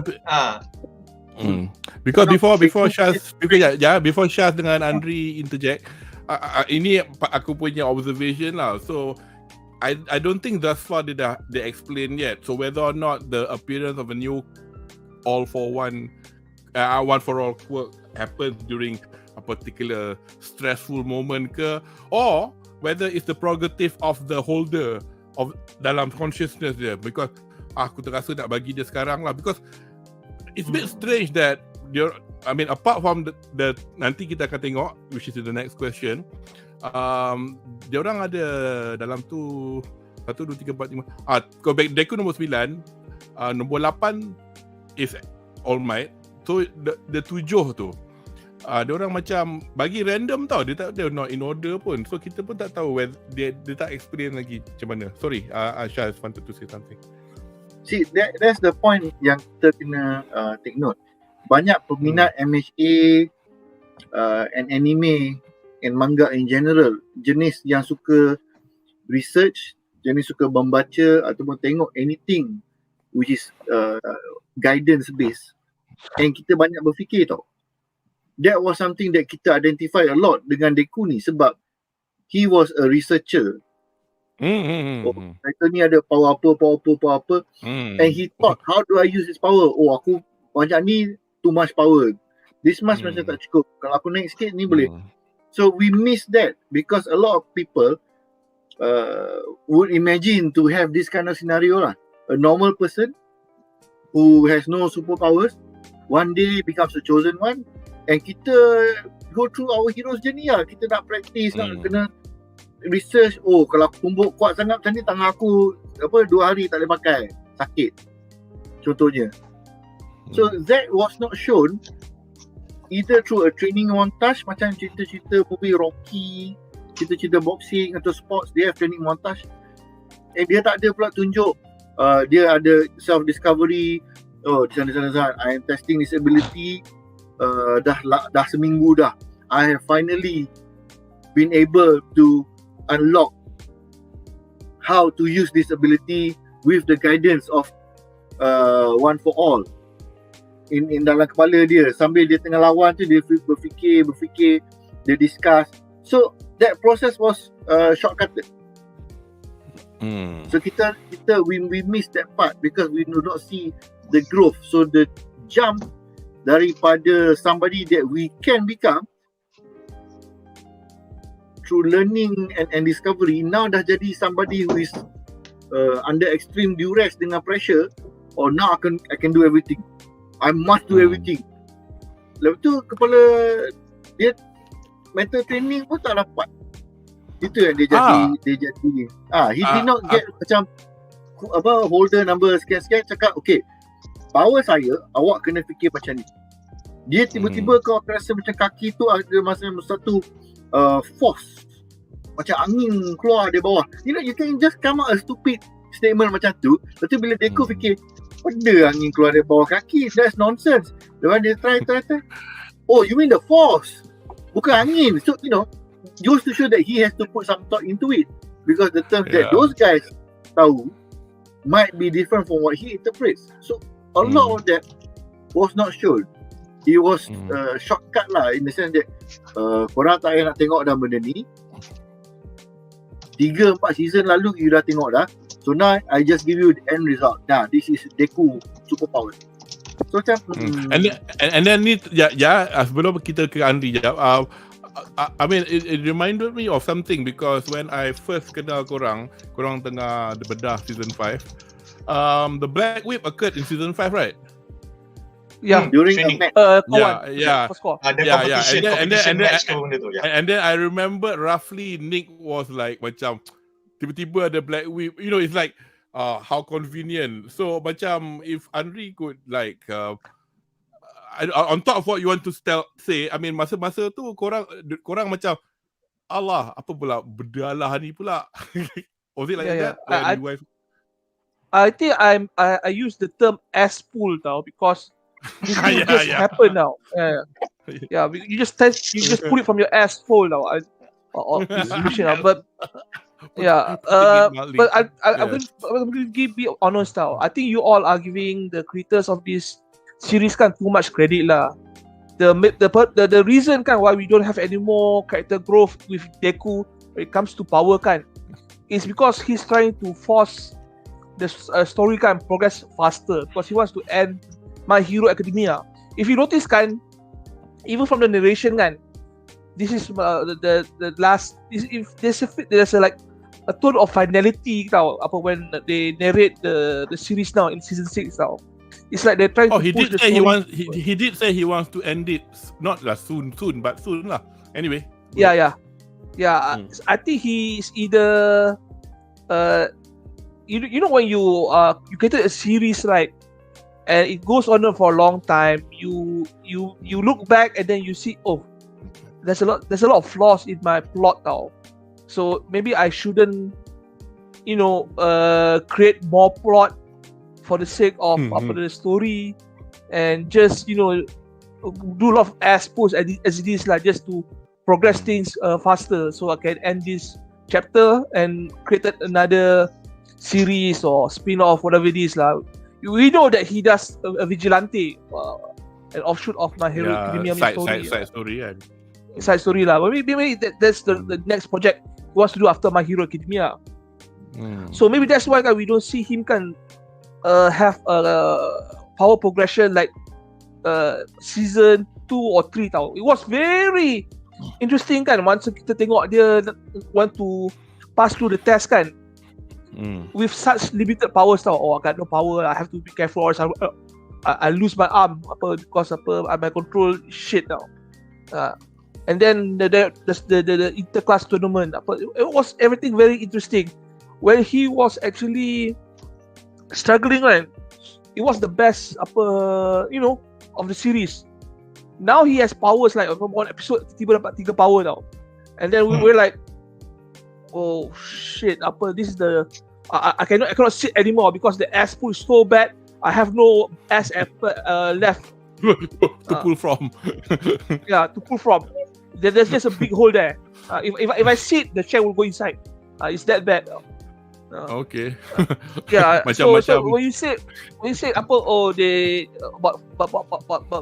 writer punya focus, I think no. This is done properly. This is done on not properly. This is done on purpose. Purposely done. They're trying to push the story to end faster. You have to understand, the creator of this story kan, he's not Oda now. Oda kan, every little bullshit that happened in One Piece kan, plays off down the line tau. Okay. If this guy goes to jail kan, we see him in Impel Down and Up. If this guy escape to East Blue kan, we'll see him the Sabaudi arc or something like that. Everything happens for a reason. Everything happens down the line. Not My Hero Academia. Or else some characters kan dah mula muncul balik lah. Like who was the I wouldn't mention now. Tak boleh. Itu hujung sangat. But coming back to this, I mean I cannot speak for Horikoshi lah, tapi or even any mangaka. So whether or not this comes into play is something to consider. I mean, kalau aku bukan penulis, tapi kalau aku nak tulis satu cerita, aku ada cerita sampai habis. So buatlah, aku plan nak buat cerita ni 3 volume ke, 4 volume ke, 20 volume ke. Tapi and then suddenly your manga gets picked up by the syndicates, whatever, nak buat anime semua, and then you know there's going to be money in it. So whether or not you then start changing, or perhaps you should add a few more stuff. So I do not know whether that's happening to Horikoshi. But we also know there's another issue at the moment. Dia tak sihat. Dia punya shoulder sakit. In fact, there was one at the end of every chapter, he does this little doodle at the bottom, and then dia kata, baik aku tak payah ada bahu kalau sakit dia macam ni. And then people have noticed that in the last few chapters, pada mana peminat yang baca MHA up to date on legally or illegally, whatever, on Shonen Jump Plus or whatever, you'll notice that the number of chapters are quite erratic. Usually people do a chapter 25 pages, dia kadang-kadang 11, kadang-kadang 17, tapi quality cantik. Dia buat no masa dia tengah sakit ni, so it's very erratic. And then according to Shonen Jump Plus, we still going to get another chapter, tapi whether this is palatau or not, but they said that he's going on hiatus sekejap. So we'll just have to see dari bila dia nak masuk hiatus ni, kita tak tahu. Tapi itulah dia tak sihat. Horikoshi kan, so, dia tak suka flex tau. If I were him, right, said I got my shoulder cert for carrying Shonen Jumps punya apa on my back tau. Atau dia flex secara ni lah apa. Okay, since you are there, so the next question now, the next question is for you. Try not to tarik stuff from the next cour because it's kind of related.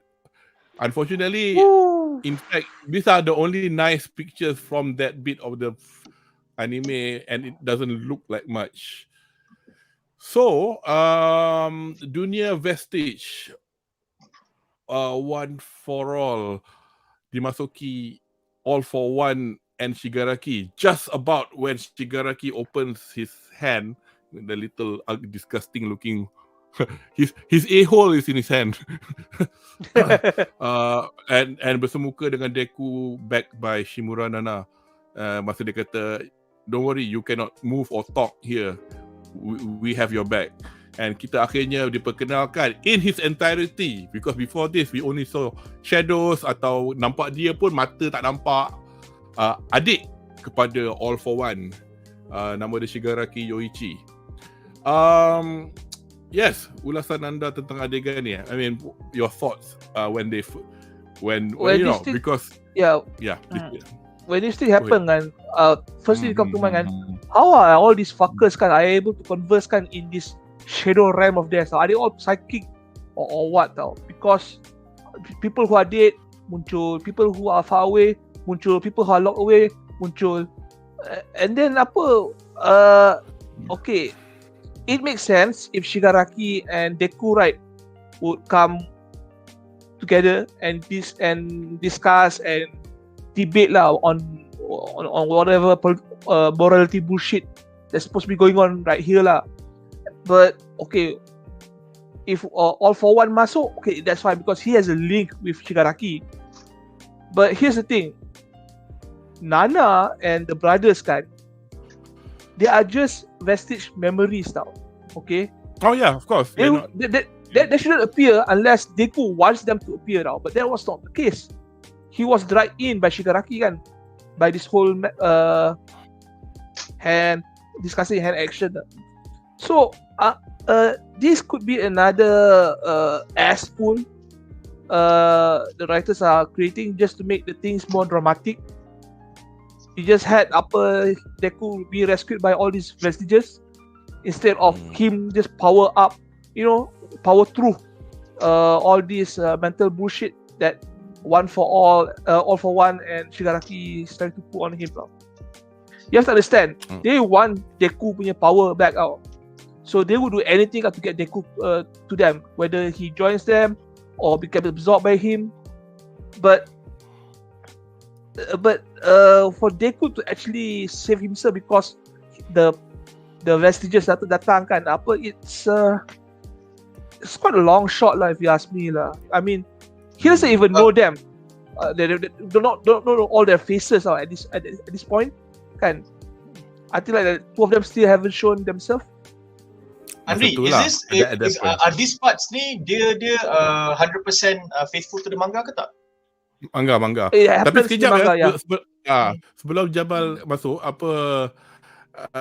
aku punya fikiran masa benda ni jadi is bukan because Shigaraki trigger yang sendiri. It was triggered by this action by Shigaraki by the vestiges, because the vestiges had it in themselves shown to Deku their existence, the fact that the consciousness of all the previous users are within the one for all punya quirk. Because if you remember one of the previous seasons yang dia macam dia tengok after one bad hard day at training, dia nak tidur kan, lepas tu dia nampak side profile Nana Shimura, all these other 7 tepi dia, ada some of them masih lagi gelap lah, whatever. Dia kata apa benda lah ni. Tapi at that time dia orang dah buat muka dia yang hijau tutup mulut, because obviously in this world dia tak boleh buat apa-apa. And then when he woke up, tingkap dia pecah, that kind of thing. So whether or not the vestige macam at that point, we better do something, because in case. Tapi there's more to it tau, about whether this is going to be later or not. Something about All for One dengan One for All ni. All for One boleh ambil quirk orang kan. So whether or not One for All ni ada a certain kelebihan kat dia, nantilah kita akan mungkin kita akan cakap benda ni material core kedua kot. Sorry, Jamal wanted to say Jani just now. Did you? The reason aku tanya kat Andy whether semua benda kita tengok ni dia ni faithfully adapted from the manga. Yeah. The reason aku tanya sebab then for me it's deteriorating lah.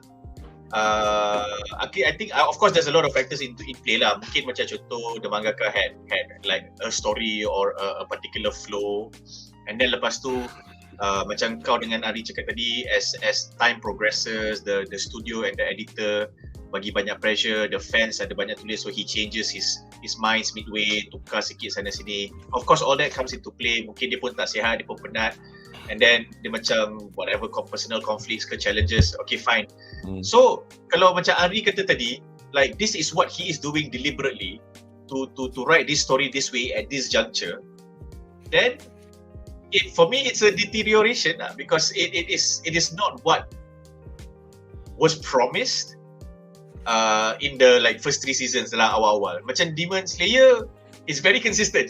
Apa yang kau baca kat awal, it will end like that in terms of the characters, the flow ni. So yang ni for me it's disappointing to hear Andri say that, because one thing that I thought they did well, okay, in the first 4 seasons even, is that dia ada foreshadowing sikit, dan you can kind of see where it's going. You enjoy the journey and then you get there. So yang ni sekarang ni, benda point yang kita cakap ni adalah dengan foreshadowing tak ada, dengan apa semua tak ada. The mangaka is deliberately writing it this way, plot armor, whatever you want to call it, because of external reasons. It's not even like mangaka ni sebenarnya dia tak reti tulis flashed out characters and Jeanist. dia contrive je semua, dia follow plot je. Tak, because the first 4 seasons is not that. We don't feel that way. So aku sedih lah dengar Hari cakap tu, macam lah, ya ke? Damn it. so mungkin foreshadowing dia tak begitu ni kot, because dia tunjuk lah sikit macam season 3. Tak, dia bukan, point dia macam mana tau. Because if it's foreshadowed, Shaz wouldn't have shared the same observation. Henry wouldn't have replied to me like how I said. They would say, Mal, kau miss lah Mal. Season 5 ke season 4 dia ada Deku macam ni sikit. So dalam season 6 ni, masa part ni dia macam ni. Benda-benda tu tak ada. We don't see those little crumbs anymore. Aku faham. Dia tengah lawan Shigaraki. Tak ada masa nak bagi crumbs. I get it. So yang Shigaraki punya tu kita boleh forgive. Tapi lepas-lepas tu, faham tak? Tiba-tiba dia dah terus training nak pakai quote baru, dah terus sembang dengan Vestiges, dah terus like, wait dude, like, okay, kau lawan Shigaraki, kau tak ada masa nak fikir semua ni. Tapi, where was the time that you take for yourself, that you always have taken to figure shit out, write it in notebooks? Mungkin kali ni dah tak ada notebook, but you still need to spend this time, because that's Deku. That's the Deku that we all know and love. So sekarang ni, I guess kalau aku tengok cerita ni, my loyalty is to see where Deku goes, because aku dah attached lah dengan karakter. But, dia ada asterisks lah. Dia ada asterisks. Macam Deku dah tak macam I cannot expect the same Deku as before. So something like that lah. So I mean, thanks Andy for giving me that. So sekarang ni aku akan keep an eye out lah. Macam okay, jangan feel too much about it, because it's going to be like this going forward. Yeah, in my opinion, I mean, I get it what you meant by the first 3 chapters where you could see all the struggles and blah blah blah. Unfortunately, aku rasa by this stage, because now we have external factors. I'm not talking about Shigaraki, external factors being the Vestiges themselves. Because you will see, lepas ni, when we discuss the next core, if Andri cakap pasal S pool, this is apa pool lah, aku tak tahu lah. Tapi anyway, so that I mean, I think because benda ni macam dia pun tak tahu nak ambil note. Dah suddenly kalau Vestige nombor 4 kata, okay, aku nak bagi kau boleh pakai sekarang. Macam kita tak tahu tau, because dia macam suka hati dia nak buat. Tapi at the same time aku boleh argue lah, yelah Horikoshi tulis dia buat ni masa chapter 10 pasal benda ni akan menyelamatkan dia. I mean that's why my original question was, adakah benda tu plot armor, for example, when she got the sorry. So going back to that, it's not plot armor lah tu bukan. Plot armor is when plot armor is Goku in Dragon Ball Z Super. Awak kena explain. As much as I love Dragon Ball Z, plot armor is Son Goku in Dragon Ball Z Super. Okay? And interestingly, Toriyama in Dragon Ball Z Super, Goku punya plot armor tu dia dah intensify, but at the same time he showed that he can give Vegeta redemption and tu. So aku macam, Toriyama, what the fuck is going on, man? Plot armor adalah Fist of the North Star. As much as some of us may love the IP, I do love it. That is plot armor, where aku tak payah explain, aku terus menang. Aku memang tak boleh kalah. So aku tak rasa ni MHA is not that kind of IP lah. Kau tak pernah rasa yang macam Deku dia takkan kalah. Goku dia lawan dia berdarah macam mana pun, especially lepas kau tengok dia Super Saiyan. Thank you. Especially kan lepas dia lawan Frieza dekat Namek, lepas tu Goku lawan siapa pun, dia mati pun kau tak rasa tak kalah ni, dia menang ni. Dia menang. You get that. Especially lepas Frieza onwards, you feel that way. Bro, so MHA you don't Ultra Instinct, the ultimate plot. Jangan don't get me started, bro. I will fight people. Aku tak suka gila babi benda tu. Okay, Vegeta aku bagi muka because it's Vegeta. Sideline forever. And then sebab dia training kan. Tapi itu pun sebab Toriyama is old school storyteller. Kau nampak je lah Vegeta training, okay, aku dapat pay off. So macam, babi, kita orang tunggu 23 tahun, 25 tahun baru kau bagi pay off macam ni. So easy, ultra ego. What the fuck? Kau bagi dia ultra ego masa dia dah tak ego. Like, dude, he doesn't care about himself anymore. Dia dah reda. Okay lah, aku second fiddle. Dia dah reda. Sekarang baru aku dapat ultra ego, babi. So, konflik kan? So, dia, I don't think this is plot armor. MHA dia bukan ni plot armor because let's go back to the Shigaraki battle. You did not feel that anybody on the good side had any hope. especially masa dia dia melt, was it melt lah, dia disintegrate the tanah. Oh, dia decay. Dia guna. Dia decay. Yeah, that was it. Kau tak rasa ada kita ada chat? Like macam okay, we are fucked. Okay. Kita belah sekarang. Kalau aku cakap dengan Syah, aku belah luar Syah sebab aku panggil keren. Sekarang when I saw that the first time, right? Go. I told myself, right, there's no one in DC, Marvel, or in this universe can actually stop Shigaraki now. I mean, decay aura. That's like worse than nuclear fallout basically. Tak, Andi, kau bayangkan Kuzan buat Ice Age kan? Tapi ni bukan Ice Age ni decay. Sebab if you get in contact with it, you're gone. This is it. This was it. So bila dia decay macam radius dia 5 km tu, bukan sebab decay dia boleh sampai 5 km, sebab Shigaraki nak sampai 5 km je, lepas tu dia dah lompat. Itu je. So kalau dia nak 10 km, dia akan decay 10 km. There is absolutely no way you can fight with someone who can manipulate any surfaces that you need to stand on for that thing to be decay, and any matter that is getting in contact with that will also decay. Gila kau! So you cannot fight. Gone. Tak boleh menang. Anyway, kita we're gonna just go into satu je chat, tapi sebelum chat tu untuk aku at the moment bukan resurgence, never have appeared in my timeline of whatever before.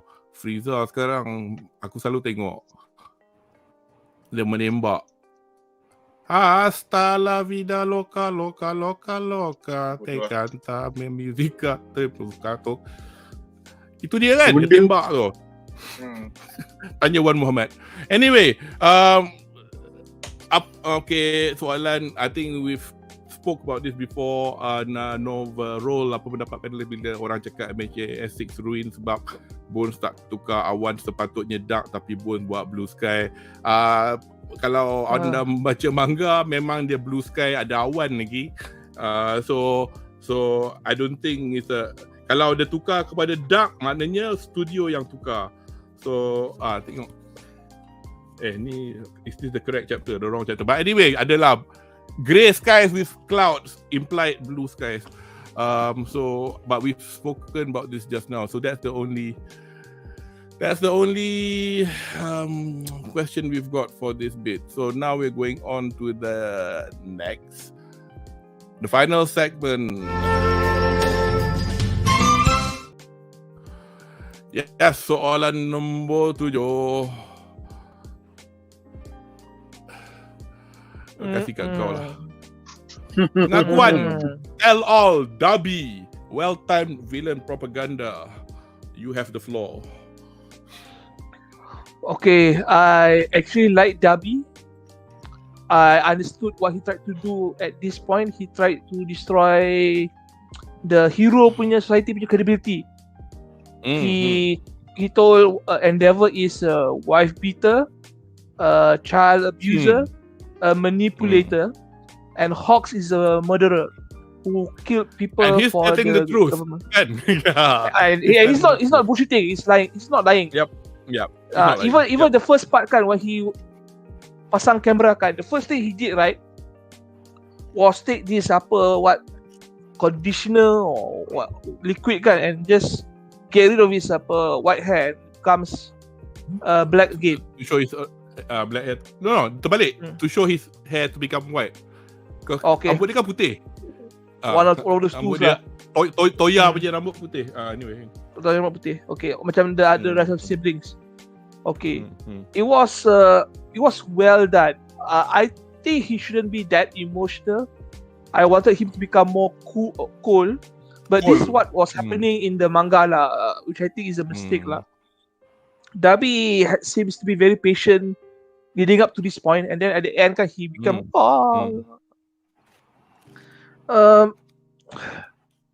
you see, when this thing happened kan, you started to question kan, Dabi kan kata, I have killed 37 people or something to that extent lah kan. But I have never denied my actions on doing so now. Not like Endeavor or the other heroes now. They have done many things many terrible things, and the government just covered it all up. Hawks has been killing people kan tanpa trial, killing people who hasn't committed a crime yet. Basically, macam another person that's going to appear in the second Cour lah, which is actually my favorite female character at the moment. Third lah, favorite. You all know what my favorites are lah. Why? Huh? Number one. I think I know why it went down to nombor 3 because tak apalah, number tu. Okay, but because Dabi, you got a sniper gun or something. Anyway, sorry. I got a sniper gun and it's not on my arm. Yeah, you better not be on your arm. Okay. Apa dia, Cik? Anyway, sorry. Okay. Okay, you have to understand at this point kan, we see Dabi kan, he's almost like a separate villain from the League of Villains tau, dengan Shigaraki tau. Kan dia macam buat hal sendiri. He's doing his own shit tau. He's doing his own shit, tapi memang selari dengan Shigaraki lah. Yeah. So I love this dynamic kan between the villains tau. I mean, Toga kan, she is working for the villains, but she only does it thing when she feels like it tau. Spinner is trying to prove himself, and that magician guy, I forget his name. Apa nama dia? Compress. Compress. Yang cederakan apa power dia? Kan? Apa power dia? Aku tak faham sangat. Compress tu. Apa dia buat? It's like a it's like an item box lah.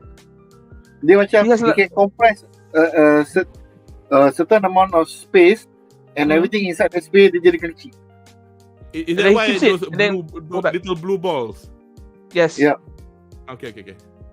It's very powerful if you know how to implement it properly now. So the whole dynamic for the villain kan is excellent. They are doing their own thing, but they are in line with the grand plan lah. It's not like something you see from the yang the Mutant Brotherhood or Lex Luthor punya League of Villains lah. This is a proper well-run machine that is independent from each other, and yet kan they run through the same motions kan when it comes to the general ideas and mission now. So when we see Dabi like this, right? I'm like, okay, the heroes are fucked. This is worse than Shigaraki did in the past hour now. Seriously, and it's on TV. Because he does this now. You know, dah semua orang dah nak lunyai semua kan. They drop this shit on the whole planet, on the whole country, in the whole. Yeah, and it's on the internet. It's there forever now. Internet, TV, whatever. And the timing is perfect now. He is basically yes, exactly. This is like a level IQ level 180 punya move tau. Gigantomachia dah lanyak like what 12 cities.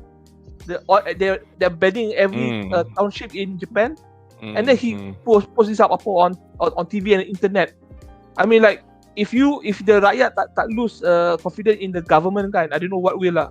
And the heroes. Yeah, so basically, if you little spoiler, in Cour 2, that big social bullshit situation that they all in, it's not caused by Shigaraki, it's caused by Dabi. They lost confidence in the system. So that's my 2 cents on Dabi lah. I think it's Pengakuan Dabi kan. I think it's the I don't know if it's the nail in the coffin, but it's one of the nails lah. That's been stopped on. On this topic, actually, aku tak buat soalan pun, tapi about how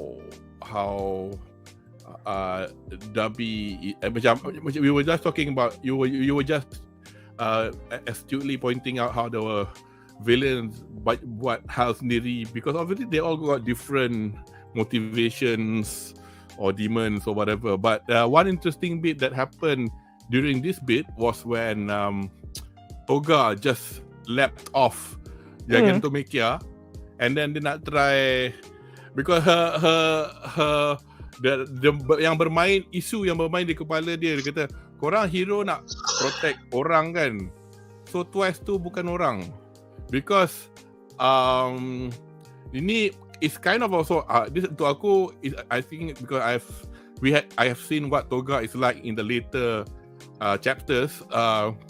This could be a turning point for her to becoming something different. Anybody notice this when yang dia beat yang dia jadi pretended to be this old lady, and then Uraraka ikut dia, and then she obviously transform back into Toga. Anybody remember this bit? I remember this bit. Yeah. Yeah, ingat. Yeah. So because okay. sorry. Okay, go ahead. Go. Okay. At that point kan, when twice dah mati kan, she was at a point kan where she questioned not only her motivation but the motivation for others tau. So she just tried to get answers from Uraraka, maybe even Suyu apa dia? Asui. Yeah. Suyu, frog girl lah basically. Froppy. If you notice properly, right, it doesn't matter what the hero girls I will say to her now. She will not accept the answer because she was in a state of duress yang teramat sangat tau. She doesn't have questions. What she has is a hole, a gaping hole inside her, and she just wants to lash out. And this is what happens now. I mean, she has the likelihood of her raping Uraraka kan is the same of her killing and getting answers from her now. She doesn't know what she's doing at that point now, if you notice. But even though when she was not knowing what she was doing at the time kan, she did it well. She knows how to escape, she knows how to fight, she knows how to deal with people. So it goes to show dia punya competency is very high now. But right now kan, she's mentally unstable, which is actually very scary because if previously kan, when she was happy, she was not mentally stable, but she was actually okay. Now it's different because one of her anchors kan, twice dah hilang. Yeah, dah gone. Anybody else got anything to add with regards to Toga's situation, or even Dabi's dropping yang Dabi ni guys. Dabi. There's a few interesting points yang that is not obvious dalam the actual episode ni. First kali kita kena ni tadi kebetulan sembang dengan Jamal juga benda ni. All Might has set the tone of what is the ideal number one for so long, for decades lama. He has set the tone. I'm here, everybody's gonna smile, no need to worry, I will settle your problem. So when they lost All Might as a hero in the final battle antara All Might dengan All for One, they lost a symbol. They lost the symbol of hope. The wall that can never fall finally fell on live TV. Of course, everybody menangis because there's the greatest sacrifice, and it's like, will there be another All Might? What are we gonna do without him? So when this dude came up, senyum tak kerti lah mamak ni, asyik muka marah je kan. Kan, lepas tu rapi. So this guy was unfairly put into the limelight as number one without earning the number one spot. Dia macam kalau you tengah racing dengan Usain Bolt in Olympics 100 meter, tiba-tiba Usain Bolt jatuh injured. Lepas tu kau dapat number one. Macam aku dapat gold medal tapi Usain Bolt kau tak rasa lengkap. And a lot of people akan rasa, tapi kau tak kalahkan Usain Bolt. Benda tu melekat tu, from the public punya persona, benda tu melekat. So when this massive number one by default nationwide issue started to come up, I mean masa tu belum nationwide lagi, this massive disaster and was started to be broadcast and whatnot kan across the whole world, maybe not the whole but the whole Japan lah at least. They needed a scapegoat, or rather they needed someone to blame. You blame Mamat ni. Dia bukannya as good as All Might. Tengok muka dia. I mean, dah lah he doesn't look as good anymore sebab he sacrificed. Dia punya he doesn't smile as good as All Might. He doesn't have the charisma and the sense of like All Might sampai je kan habis. We have Donald nothing Trump to worry about. All for one pun boleh kalah. So it is a lose-lose situation for him. And at that point of time, they needed someone to blame. Mamat ni pula drop. Ni bapak aku. And he's been he abused me, blah blah blah blah blah. Sampai aku jadi macam ni.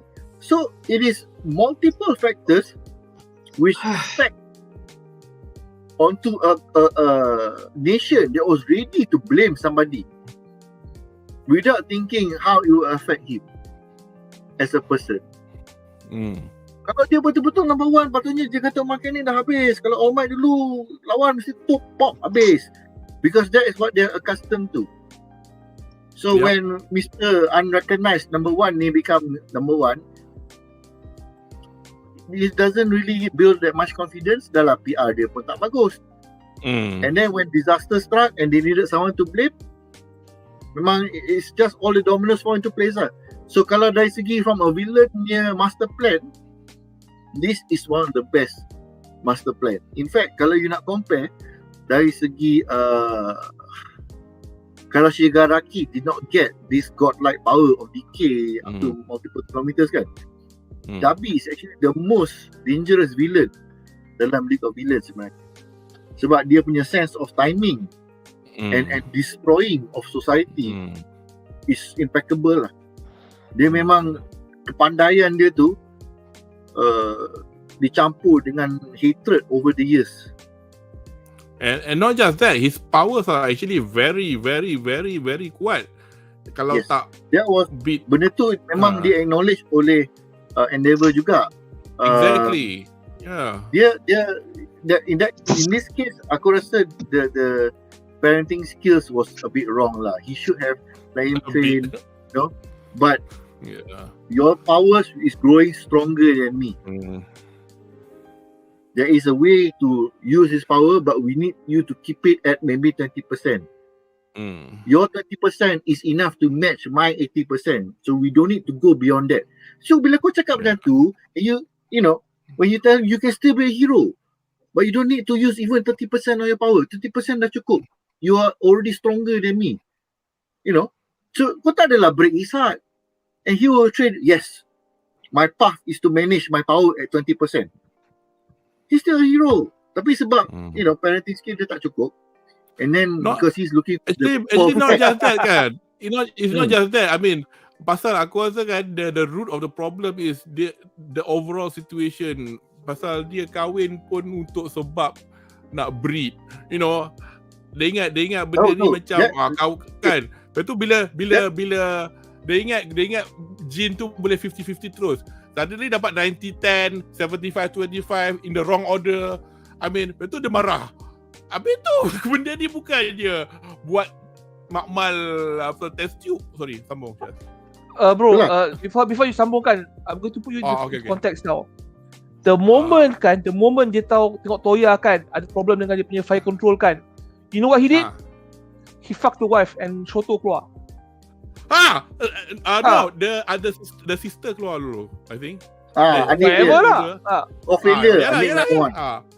Tapi and then bila Shoto keluar, perfect. Dia okay, korang dah tak payahlah, korang boleh main bola.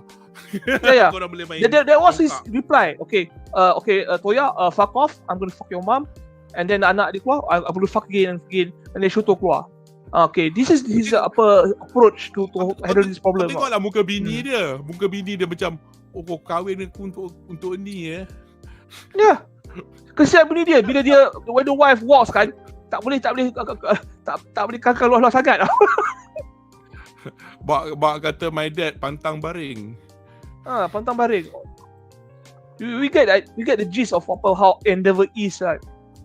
This is not a parenting. Karma bites you in the ass. You got anything else to that, Jamal? Nope. I'm happy. Sama lah. I generally have the same opinions like everyone on this matter. Okay. Anyway, let's go forward. Question 8 for Shaz. The cavalry arrives, not just best Jeanist, and suddenly we've got Lemillion. So at this point in time, pandangan anda tentang pertarungan di waktu ini. At this time, everybody's like half dead, quarter dead, 75% dead. Anyway, go ahead. Ini cerita PG, bukan cerita Cavalry lambat ke? Dan perbincangan kita Punisher. R15. Ini bukan komik Punisher, that's why dia orang tak kena titik mati on the spot by best Jeanist. Punisher. Kabel-kabel yang kuat tu tak pierce kepala dia. So that would have been the ultimate scenario, solve all this problem.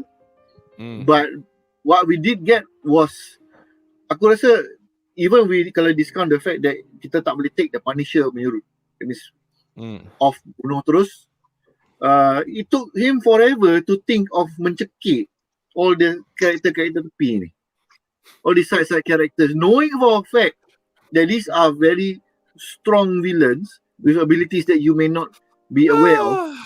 Tapi Gigantomachia is kena restrain, he is also restraining them. Nampak tak?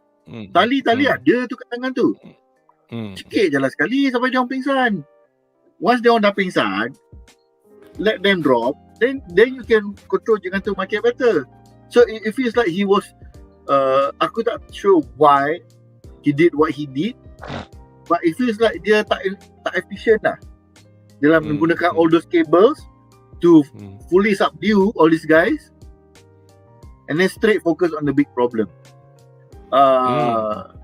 Lemillion ni pula honestly aku macam like dari mana lah kau datang tiba-tiba je. I will on the eve of the big battle soon. Okay, minta tolong. I'm back. That's worse than plot armor, man. It's like kau datang di mana ni, like why? In a way pun they had to make Eri, I'm convinced Eri that to reverse this is the right thing because she's a kid and you know dia tak, I appreciate that they allowed Eri to help. Tapi from nowhere. From nowhere, tiba-tiba surprise. Lalu backstory. Here is a 1 minute backstory. Oh, I had this thing. Therefore, I'm here. Surprise again. Like it cheapens his return. There is no struggle, which I understand because of the nature of Eri punya ni. But you could have had a simple dialogue at some point mengatakan I heard Lemillion senpai has been meeting up Eri a lot these days. So dia will be like, bukan that's the ni pun ke dynamic of the relationship between him and Eri sejak dia hilang power dia kan dia macam baik dengan budak tu, dia jadi macam guardian. Because masa kat konsert kan dia dukung Eri tengok konsert betul. But that was dia punya guardian punya role. But you could have said like when you say there was no evidence of a struggle, perhaps that was his struggle try to what I mean is there was no direction or hints of foreshadowing that he is working towards recovering his power. Suddenly from nowhere, I got my power back, and why? Because of this particular scene. You tak ditunjuk dia discuss dengan Eri your powers dah boleh improve ke, or you tak tunjuk dia discuss dengan cikgu ke, what not. There is no build up to it lah. It's just suddenly out of the blue, tahniah, anda telah berjaya mendapat balik kuasa anda. And that's it. Yalah. Although I could argue back that there were so many other stories at the moment to be told, the Lemillion and Eri punya relationship and the fact that Eri kira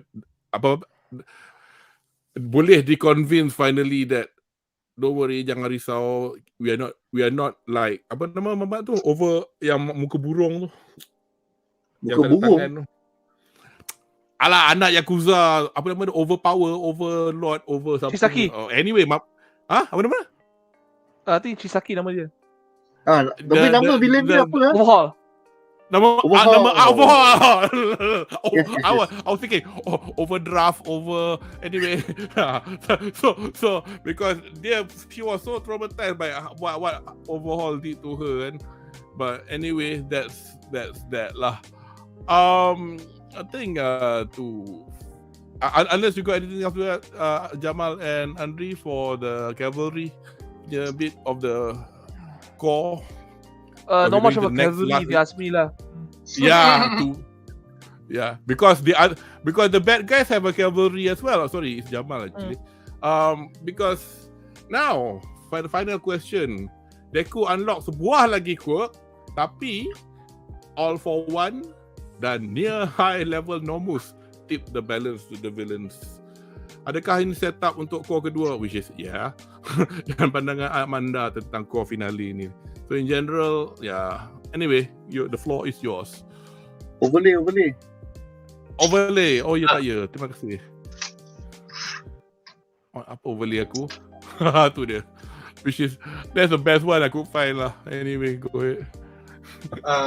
Aku rasa if there was anything up to this point dalam kita punya bedah ni yang kita boleh petik plot armor, this would be it lah.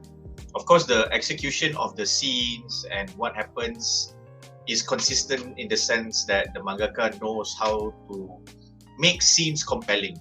Regardless, bila kau remove yourself from the moment di mana diorang bagi angle cantik, diorang bagi dialogue best ke, atau diorang bagi action sequence yang cool, if you remove yourself from that, kau akan nampak lah, okay, mula-mula benda ni jadi, lepas tu benda ni kena jadi, and then benda ni jadi. So bila benda yang nak kena jadi ni, just before it happen, there has to be something, so it just has to happen ni. But, and then when you look at it, bila kau reflect balik, kadang-kadang kau fikir macam Deku tengah struggle when he dove in to defend Eraserhead from Shigaraki, and then eventually during that defending dia rasa macam babi ya Shigaraki ni, then it became personal. Like as much as kita boleh rasa bagaimana journey tu daripada biasa jadi personal, at that point in time juga kita miss the moment yang macam adakah bila he took it personally to the moment when he opened his body and mind to allow for the new quirks to come out more easily. Faham tak? Benda ni kau hanya terfikir bila kau bedah macam ni lah, atau bila kau reflect, kau terfikir lama-lama. So, katakanlah you don't do that reflection, and then kau ambil sekilas pandang, then senang lah kau kata plot armor. Kenapa? Memang plot armor lah. You dove into the battle, kau dah tengah cedera, kau nak selamatkan Eraserhead versus Shigaraki Ultra Instinct plus Ultra Ego plus apa yang kau tambah cakap dalam tu, aku pun tak tahu. You are literally Stage mode. Stage mode, thank you Stage mode. Stage mode cool lah, aku suka gila Stage mode sebenarnya. Stage mode, yes, and then yang Sasuke punya, dia buka dia punya dia unlock dia punya seal tu. You take all that, kau nak lawan Shigaraki macam tu yang bukan kau dah ada 3 quote tau. Yang kau tak ada lagi, kau ada 2 je. Whip tu kau tak practice lagi, baru reveal. And then you jump in. So like, on one hand, the way they depicted his heroism made us feel, go Deku, go. Kita pun dah attach kat Deku. Tapi bila kau take a step back, macam gila babi tak logik sekali. Kau yang strategik gila babi bla bla bla bla bla ni, you would have gone in and say, as you are jumping in, okay, everyone take teacher away, go to this particular angle. Okay, we need to bring him to a certain part of the city. Or faham tak? Deku would do things like that. So tiba-tiba he dove in. So I feel that this was the turning point lah, yang macam okay lah, kalau orang nak kata benda ni the storytelling hilang dia punya momentum atau pacing dia kat sini lah. So katakanlah kau nak gunakan ni sebagai contoh, adakah ini plot armor? I can't blame you. I wouldn't call it plot armor. But if we don't talk about it, we don't think about it, we don't know any better, kita kata benda ni plot armor lah. Sebab apa? Kau tak boleh lawan. There is no conceivable way that you will get out alive. There is no way. Kalau Shigaraki nak, sambil kau tengah lari nak pergi kat Shigaraki tu, Shigaraki tiba-tiba sampai depan kau. Kalau Shigaraki nak. Kan? So aku that's what I feel about it lah. And dah lah, macam one thing nice about the first few seasons of MHA is that every time anybody goes into a fight, they will always have a clear plan. Okay, orang jahat ni power dia macam ni, weakness dia eventually dia discover, okay, weakness dia macam ni. This particular Shigaraki macam ni, weakness Shigaraki kat mana? Kita tak tahu. At least the characters tak tahu. And we feel as if there is no way for us to discover that. It's just too powerful. We are overwhelmed by the immense power. Kita takut. But Deku just jumped in. You know?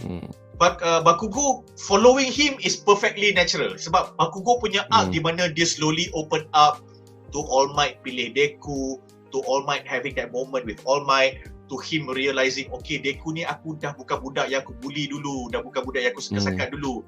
You know, benda tu nampak cantik. So bila dia follow Deku tu, kita macam, okay lah, bukan kau follow Deku sebab kau yang nak lawan Shigaraki sebelum Deku. Tapi macam, fuck, kalau aku tak pergi, Deku cannot do this alone. Deku cannot be alone. So I need to follow. So benda tu you don't feel it's illogical. But the Deku for me, it feels macam, wow. Like I know kau ada weight, but wow. Like and then that's it lah. That's what I feel lah.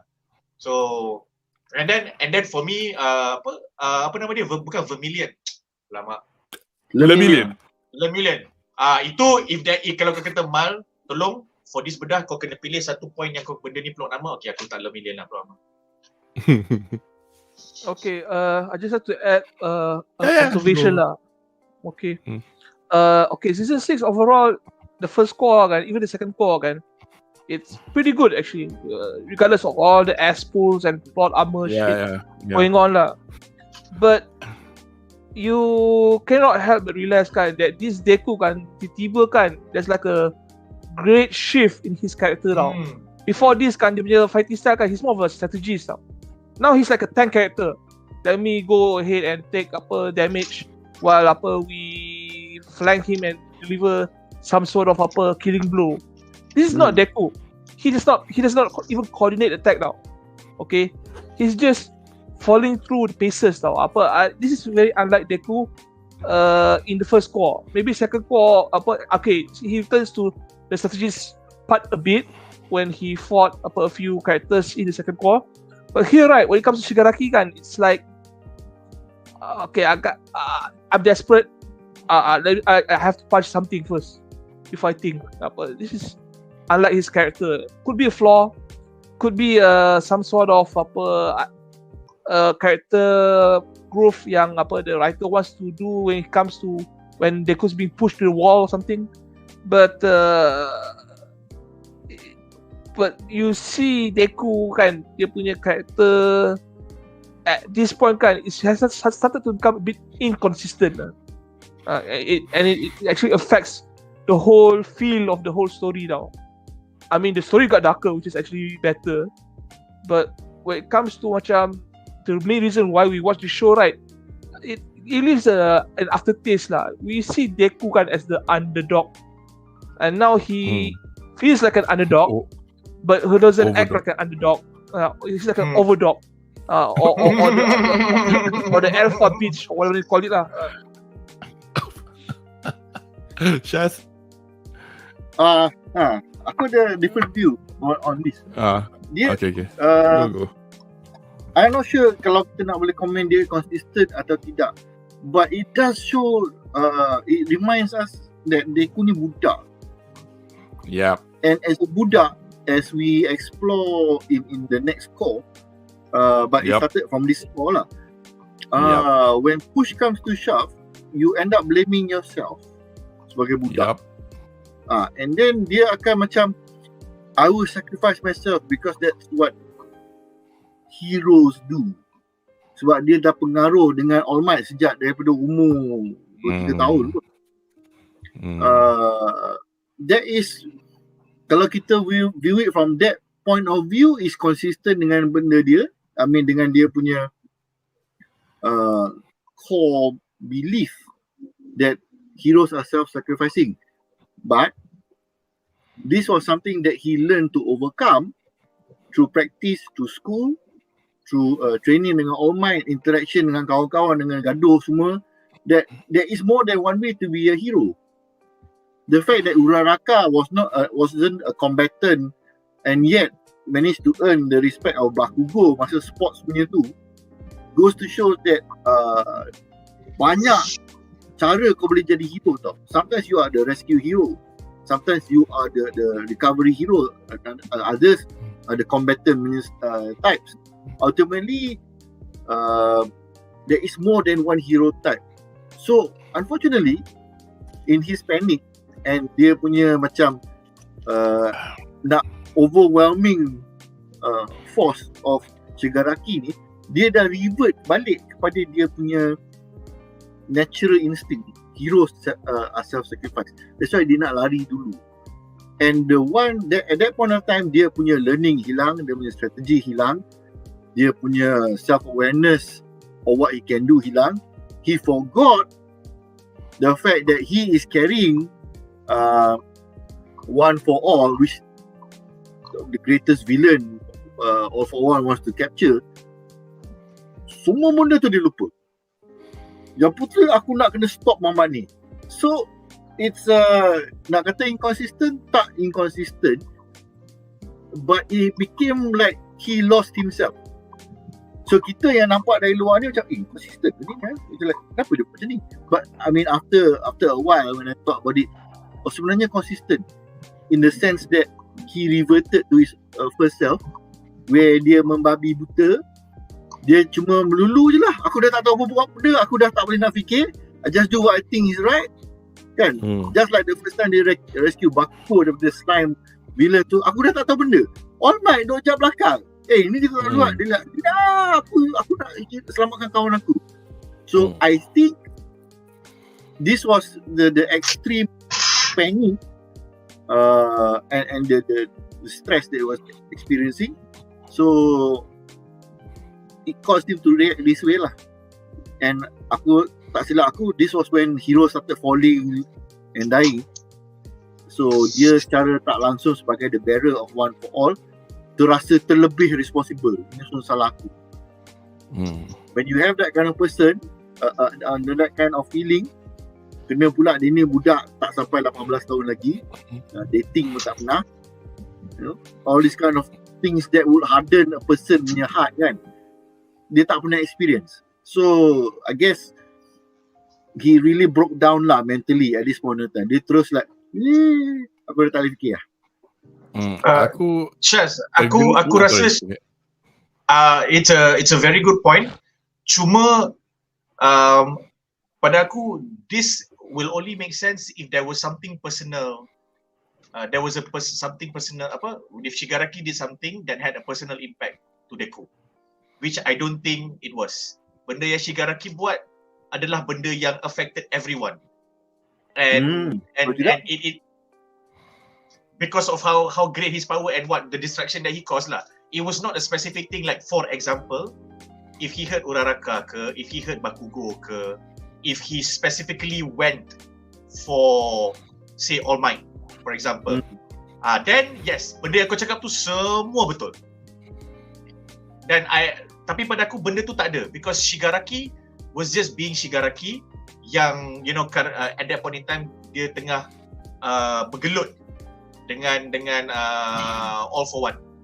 So of course he akan ada rasa macam sedikit terlebih responsibility, because yelah dia ada code One for All.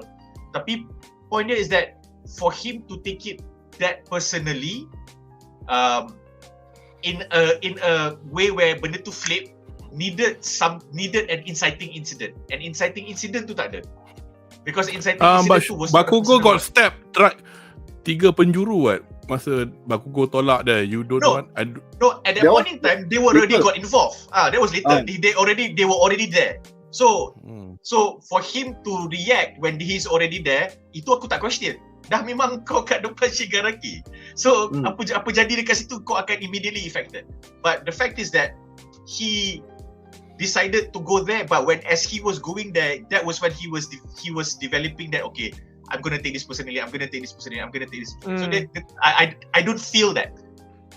Of course, kita boleh overlook benda ni bila kita tengok, okay, dia tengah pergi, dia tengah rush, kita sense his anxiety ke, his desperation. Lepas tu sampai situ, dia tengah nak figure shit out, and then Shigaraki nampak, Shigaraki went for him, and then Bakugo nak defend dia, Eraserhead semua kena. I get it. So benda ni kita boleh macam, maybe we can play a little loose lah.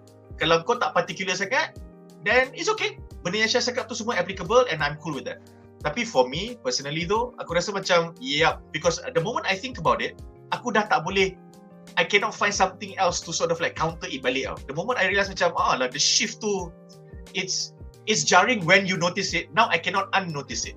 So sekarang ni aku tengah nak rationalize, and Syaz punya point tu is a very good counter argument for me, but I still feel it's not enough because dia tak ada that. I just need, for example lah, if it was established very clearly that outside of All Might, Deku dengan Eraserhead has a specific connection yang dia tak ada dengan orang lain. Dia tak tunjuk banyak scene, dia dengan Eraserhead tak rapat macam dia rapat dengan All Might, tapi dia dengan Eraserhead ada satu moment ni, and Eraserhead selalu ingatkan dia selalu ingatkan Eraserhead. And when Eraserhead, and then if something happened, Shigaraki did something to Eraserhead, and then Eraserhead just had to say something, say, Deku, go back, remember what I told you. Boom. Kalau ada moment tu, Syaz, everything Syaz said is fine. Because Deku macam, fuck it, you know, kau dah buat semua benda ni, and then it's this dude that helped me at this point. So moment tu tak ada. Then bila, so for me, it's I mean, I can accept it, but I'm not convinced by it. I quite like Shaz's argument with the addition of depends on whether or not you guys had watched yesterday's episode. Yeah. Tengok Salam. Okay. Tapi kita nak cakap ni minggu depan lah, like in the fortnight's time lah. Tapi obviously I'm not trying to say this with that information, tapi you could figure out in the sense that perhaps masa yang apa yang berlaku in the last few bits of Core 1, how Deku, you know, tangan dua-dua, kaki pun dah tak jalan, pakai black whip guna mulut, apa was possibly what Syaz said campur dengan the fruit, apa berputiknya dia punya actions that will happen in Core 2 as I really should know by now lah, Dark Deku, for Deku reasons that we will find out. I mean, kalau I mean like it benda tu okay because it has to happen and it happens because that's how the mangaka wrote it. But from an experiential standpoint, masa kau baca atau masa kau tengok, if you become particular or critical about it, these are valid points to bring out lah, because by right masa kau tengok that particular moment, you are not watching it, or rather you are not reading it with knowledge of what's going to happen after that kan. So katakanlah you pause and then you just reflect on it, macam asal tiba-tiba Deku, it is not an unnatural reaction. Asal tiba-tiba Deku, it's not unnatural. You then of course rationalize it later, and then you decide lah you nak accept ke tak. Tapi for me that shift was you can see the shift. You can see the shift. So macam I don't know man. Dia macam dia overreact kan. Dia, I mean maybe that's not the right word, but yes. Dia macam terlampau. Macam weh, you know? Dah lah. Not dah lah. I think for me it's just macam you can either be very scared or you can be so brave because you're so desperate kau tak fikir benda lain dah. But that switch, kesian lah kat Deku kalau dia both, he either or whichever pun dia dah teruk dah. Kau dia budak kan? I don't know man. Wires I mean like cross.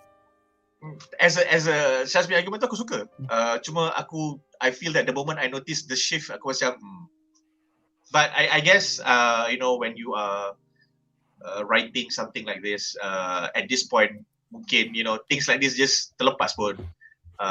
Banyak semua cerita tak perfect. I mean like you can scrutinize and then you will find dalam even in a great arc tiba-tiba ada that particular scene macam this scene is a bit too shortcut ke. Ada je benda-benda ni. I'm happy to put it as such lah. Yeah.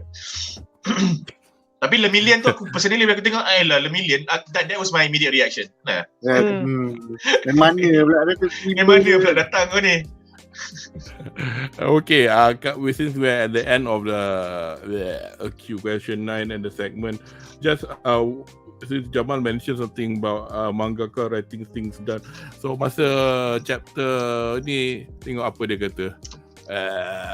Dia kata this isn't limited to just Nana Shimura, but my female characters have been looking more and more ripped.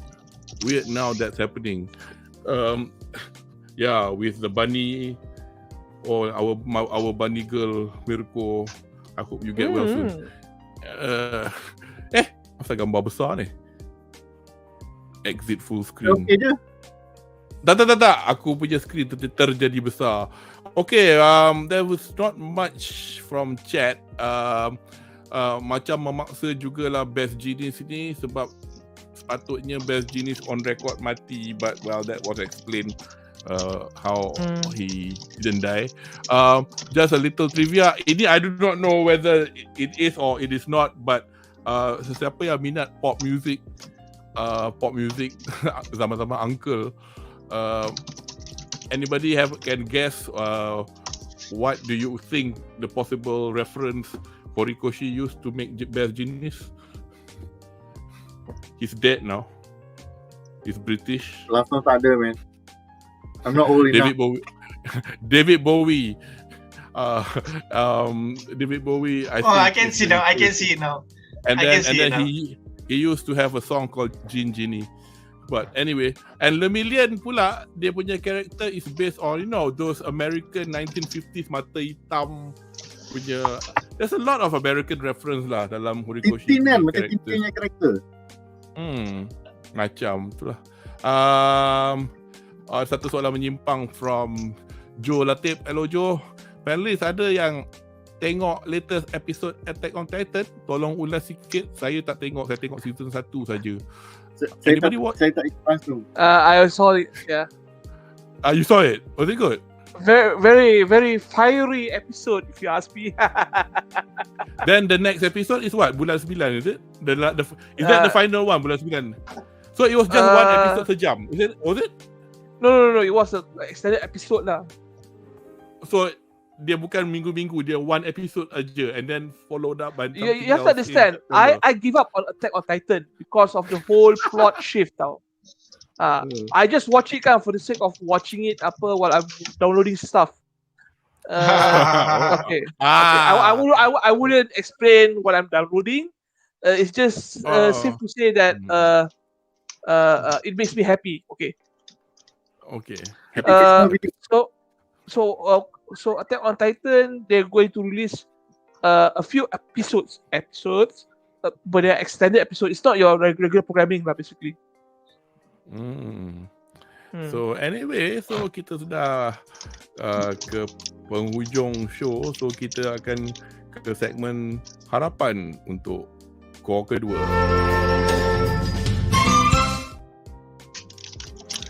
Right. So harapan untuk core kedua musim 6 Boku no Hero Academia. Actually aku tak ada harapan pasal aku dah tengok.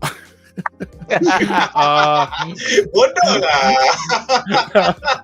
Tapi yelah, actually shouldn't have put this question lah, harapan, but I think whatever it was, core 1 sets the scene lah for core 2. Now just a quick trivial kind of thing. Kalau you baca obviously on Shonen Jump Plus digitally, obviously you get to whatever we have now, which is beyond all this. Tapi kalau print ada 2 je sampai 31 dengan 32. Ada tapi so this core has 31, 32 and beyond it, and 33 is coming next Friday. And looking at the cover of 34, this core actually has 3 volumes, if not 3.5 volumes. So compared to the 5 volumes we had for core 1, but then again explained by the fact that it was mostly fight scenes, that would probably explain it lah, because fight scenes, panel besar-besar, tak ada dialog. So this obviously in core 2 banyak dialog lagi lah, and obviously an introduction to anyway, harapan untuk whatever lah perbincangan kita in 2 weeks time. I mean obviously we've got 2 more episodes left to watch. I want to see what juga harapan. I mean we've already seen quite a lot of the Dark Deku punya storyline ni. Cuma I want to see the full power lah dari segi the characters that have inherited and passed down the powers dalam One for All ni. Because tak silap aku belum habis tunjuk lagi kan all the powers. Ada semua lagi kan Mamat yang tu mengadap dinding tu. Mengadap dinding tu aku tak ingat nak compare yang yang tu Black Whip, yang tu Gas, yang tu Float, yang nombor 1 tu tak sure. yang tu nombor 4 yang muka yang apa yang Spider Sense detection. Itulah yang nombor 4 Spider Sense was the last quirk that he had before the last episode. Tapi I think you're right, the last two tu whether or not I can't remember was he in anyway, but tapi apa itu satu. And then kedua ada apa one of those power that manifest in the second core. So I think there's only one power left apa yang tak muncul lagi. Oh. Dia yang apa yang Fajin ni. Ya. Fajin tu buat apa? Tak ingat. They store kinetic energy in one particular body part and then release. Okay. And then the second harapan is that there is an actual progression lah. That means that the Dark Deku punya character has implications and repercussions in season 7, 8 dan seterusnya lah. Bukannya ini self-contained season, kita dah tunjuk everybody dah happy dia character growth. Next season, hi guys, I'm back, rambut dah bersih, I'm back to normal again, dah pakai shampoo, dah guna shampoo. Kan? Andri muntah, wow. Saya punya harapan not that much lah. You know what I'm saying lah. Yeah, I want more waifus. I want more female characters to muncul. More development. Yeah. I want Bakugo to come out. I want more female characters to shake their booty, Maybe my harapan long term for this whole series for Deku, right, is for him to finally get a girlfriend lah. Tak kisah siapa lah. Could be Cammy, could be Momo, tak kisah lah. I'm getting more and more uncomfortable kan hubungan dia dengan Bakugo makin erat every season or apa. I'm quite worried about him lah. Dia kata apa tau? Late 30s, that's all you get. Woo. Late 30s? Okay, mak pukul lah tu. No. Ni. Sniper. Even better. Bulat rambut. Sorry, we sound like sick words. Anyway, Jamal. Apa harapan anda? Ya, saya tak ada harapan sebab saya pun dah tengok dan saya upgrade. Jadi harapan untuk series bukan untuk next score. Harapan untuk series. Okay, one thing about it is that I did not expect that this was the direction of the series at this point. Okay, why I say that is because around setahun setengah lepas Arif, panelis Animo Division lagi seorang, dia pernah share panel, the panel of Dark Deku pakai hood, tarik hood, lepas tu full panel tu. I think Kudo, you've read it, Andri, So dia padam semua scanlations. Dia just kata, James, tengok ni, like, and then we were still watching the anime season 4, season 5. So aku macam, shit, babi jauh sial, what the fuck happened? Like, tapi aku cakap aku nak pergi baca manga tapi aku tak baca. So to know that panel is from the current core 2, aku macam I was impressed lah because I did not expect it to take this turn. So in terms of generally speaking broadly, aku suka the direction. And sebab partly because masa orang introduce kat, masa Arif introduce kat aku and I finished watching the first 2 seasons, aku cakap kat dia, at that point in time which aku dah tarik balik lah. Aku dah tukar, aku dah revisit. Aku cakap dia, MHA ni macam law of Ueki tapi untuk budak-budak tua sikit. So lepas tu dia rasa macam insulted. Macam apa? Macam law of what? Law of Wiki. Law of Ueki. It is a great show. I love it. Yeah, it's a good show. Tapi dia memang dia ada cap lah. Dia adalah shonen untuk yang lower ages lah. Sebab dia kat situ je. So aku cakap kat tu, I think because of one thing that I like Law of Wiki for is because its action sequences are very adrenaline pumping tau. Macam kau nak buat show tau budak-budak je lah, tapi apa pasal kau punya action sequence so So aku cakap kat dia MHA macam tu. Lepas tu dia macam biar dia rasa insulted. But fast forward to now, aku macam okay, now aku faham kenapa kau nak sangat aku baca, nak sangat aku follow series ni, and kenapa kau share panel, and we used to have all these regular chats about the series. Because I really like that direction lah, where it is right now, yang kita orang tak boleh cakap sekarang sebab aku ingat tengok kepada mereka yang follow anime je lah. So yeah, not that one.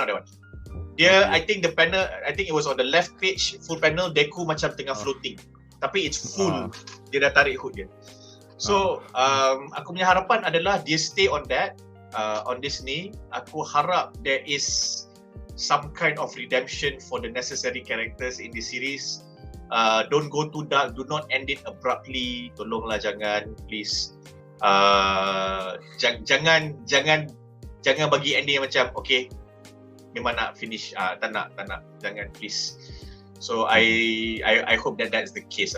I feel that MHA was great because we never had another degree man, and I feel that I've not watched it. We kinda, for me, MHA is kind of filled that gap a bit, but not exactly lah. So aku macam okay lah. This is a very good title for a new big three. It was is it still a big three? Ke dah tak? Yeah, it's one of the new big threes lah. New big threes lah. Means post Bleach Naruto punya ending lah, because the other one is still One Piece again. So post Bleach yeah, Naruto, Boruto is not No. Let's I not will bring never up consider Boruto. I will never No one is saying that. No one is saying that. I like reading Boruto. I don't like watching it. I like reading it. So tetapi I'm wary. I am aware enough to say that kalau kau kata kau nak suggest Boruto masuk long list or initial list untuk big three pun macam bro, kau duduk lu. Kau duduk je. I'm sorry. Let me just ask you this question lah. I love Naruto.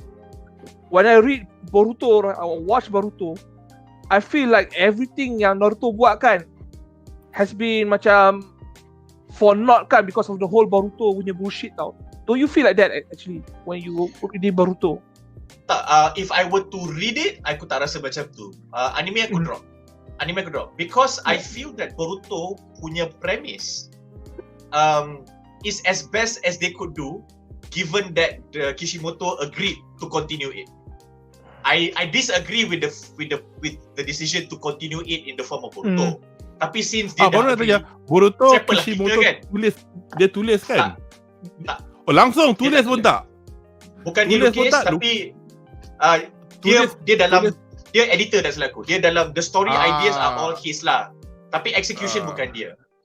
Okay. So ni macam, what was the Dragon Ball Z punya follow up yang ada Toriyama punya touch, tapi dia bukan dia lukis semua, aku ingat. Anyway, Dragon Ball Super. GT. No, not Super. Super Toriyama is hands on. I think it was GT.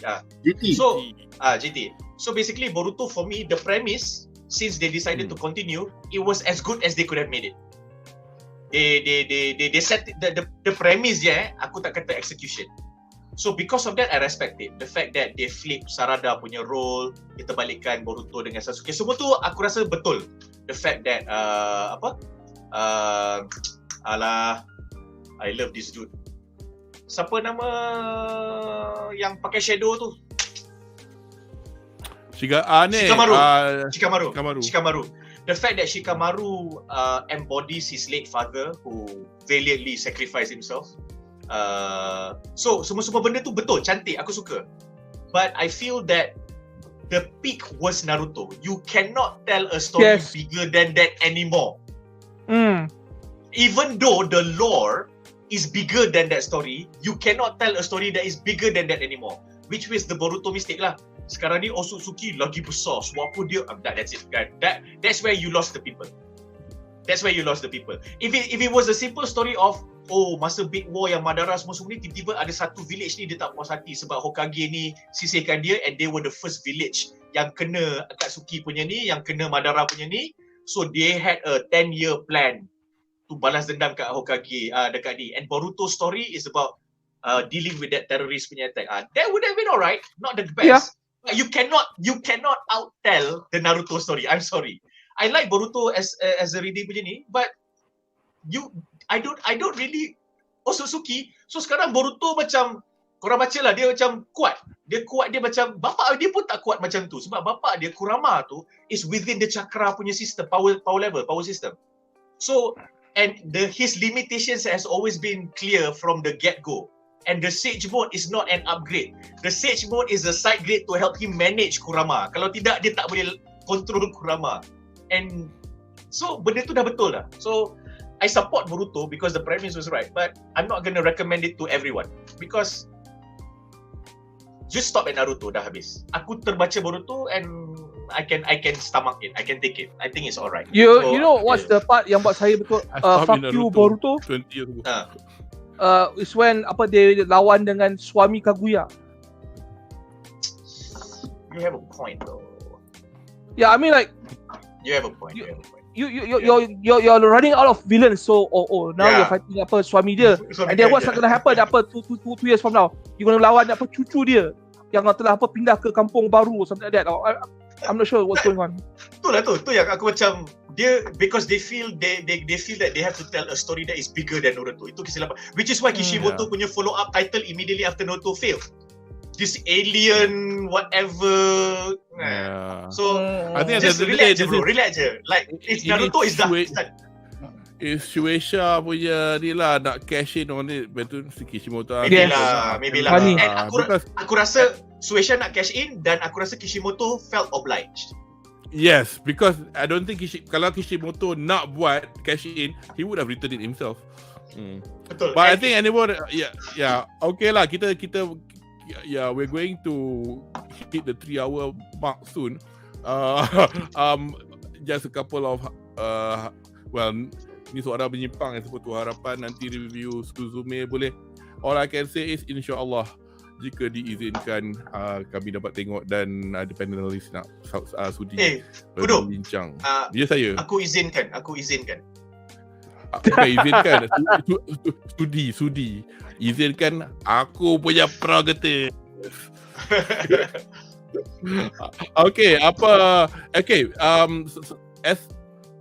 Disebabkan nanti obviously lah semua orang dah tahu kita dah lama tak buat sesi bedah, and then saya kadang-kadang suka buat macam little short segment sebelum dalam sesi bedah just give an added on value lah to the whole session. Kita nak tengok a couple of things that's related to what we insyaAllah akan bedah di season musim bunga which starts in April. So here segment kita. Tak ada hara-hara aku ini 2023 punya segmen. So will be next season akan sebagai kesinambungan lah dari what we have done as BuzzPop as well as by this collaboration Stomachofchaos dengan BuzzPop. We're going to cover Witch from Mercury bersama saya, bersama Syaz, insyaAllah Tarmizi Ali dan juga our new panelist Myra from the blog The Grey Lines Between, as well as Demon Slayer Season 3. So I'm not sure Jamal, are you up to it? Or I've not asked Arif because bukanlah, he's more than welcome, tapi dia senyap lah, tak nampak dia sangat dekat kita dia punya tengah step sekarang. Semua orang tolong wish Arif good luck. I know. I saw the stories. How far has he got? Finals. He just announced. The finals is in 1.5 hours. So he got into it. Dia masuk. Dia dengan Yudi dia masuk final. Okay. Our panelist, our co-panelist is poet, so we'll wish him all the best for his final performance, performance in the finals, and as well as hopefully this other manga, anime called Jigokuraku or Hell's Paradise. Satu dari panelis co-panelis kami, Munif Malik, was so into it, tapi pasal Adimo punya division bekerja di hari Ahad, saya tak sure whether or not we'll be able to do this, but hopefully we can. And if Jamal or anybody else is interested, you're more than welcome. So so we'll just have a quick look. We're gonna talk over it to try not get cancelled. あなたは進める子でしょ? So season 2. 逃げずに進んだら逃げるようにいっぱい入るんです。私は a surprising 誰の思いも背負ってないやつが good 邪魔してんじゃねえ。僕には何もないと思ってい anime た。 actually. そうじゃなかったんだ。俺はini ス apa レ ni? ッタマーキュリーに進めていない君からガンダムとパンダムを奪い取る。私が逃げなくてよくなったのはあんたのおかげなの。今みんなを救えるのはあなたたちだけよ。進める。 So this the recap season 1 lah. 逃げたら一つ進めば二つ。 Ini bukan Gundam favorite. Syaz ke? Yeah. So this is season 2. Ini Mizi punya favorite. Lagu dia sedap sial. Yama ni. Lagu yang aku suka sekarang adalah MHA punya opening theme. Yang sekarang punya Bokurano. Bokurano by Eve. 父さんを引きずり込むよ。俺の計 Eve is a great 画。 band. さんさ死ぬのはごめんだよ。 This is what we call a Gundam series. Bukan the first part of the first half of the season. 何もかも。 That we watch. スレッタは正しいことをした。お母さんはいつ Ya, も aku nak 私を前に進ませてくれる Korea. 優しい魔法使いなんです。失う悲しみもない世界。約束したんです。ミオリネさんの誕生日まで私負けません。 Aku nak kurangkan volume, saya kuat sangat. Sorry, satu hara benda yang korang cakap aku tak dengar. I have to bring the volume down. But itulah, more robots man. Mampus lah nak beli lagi. Kalau nak beli lah. Sial.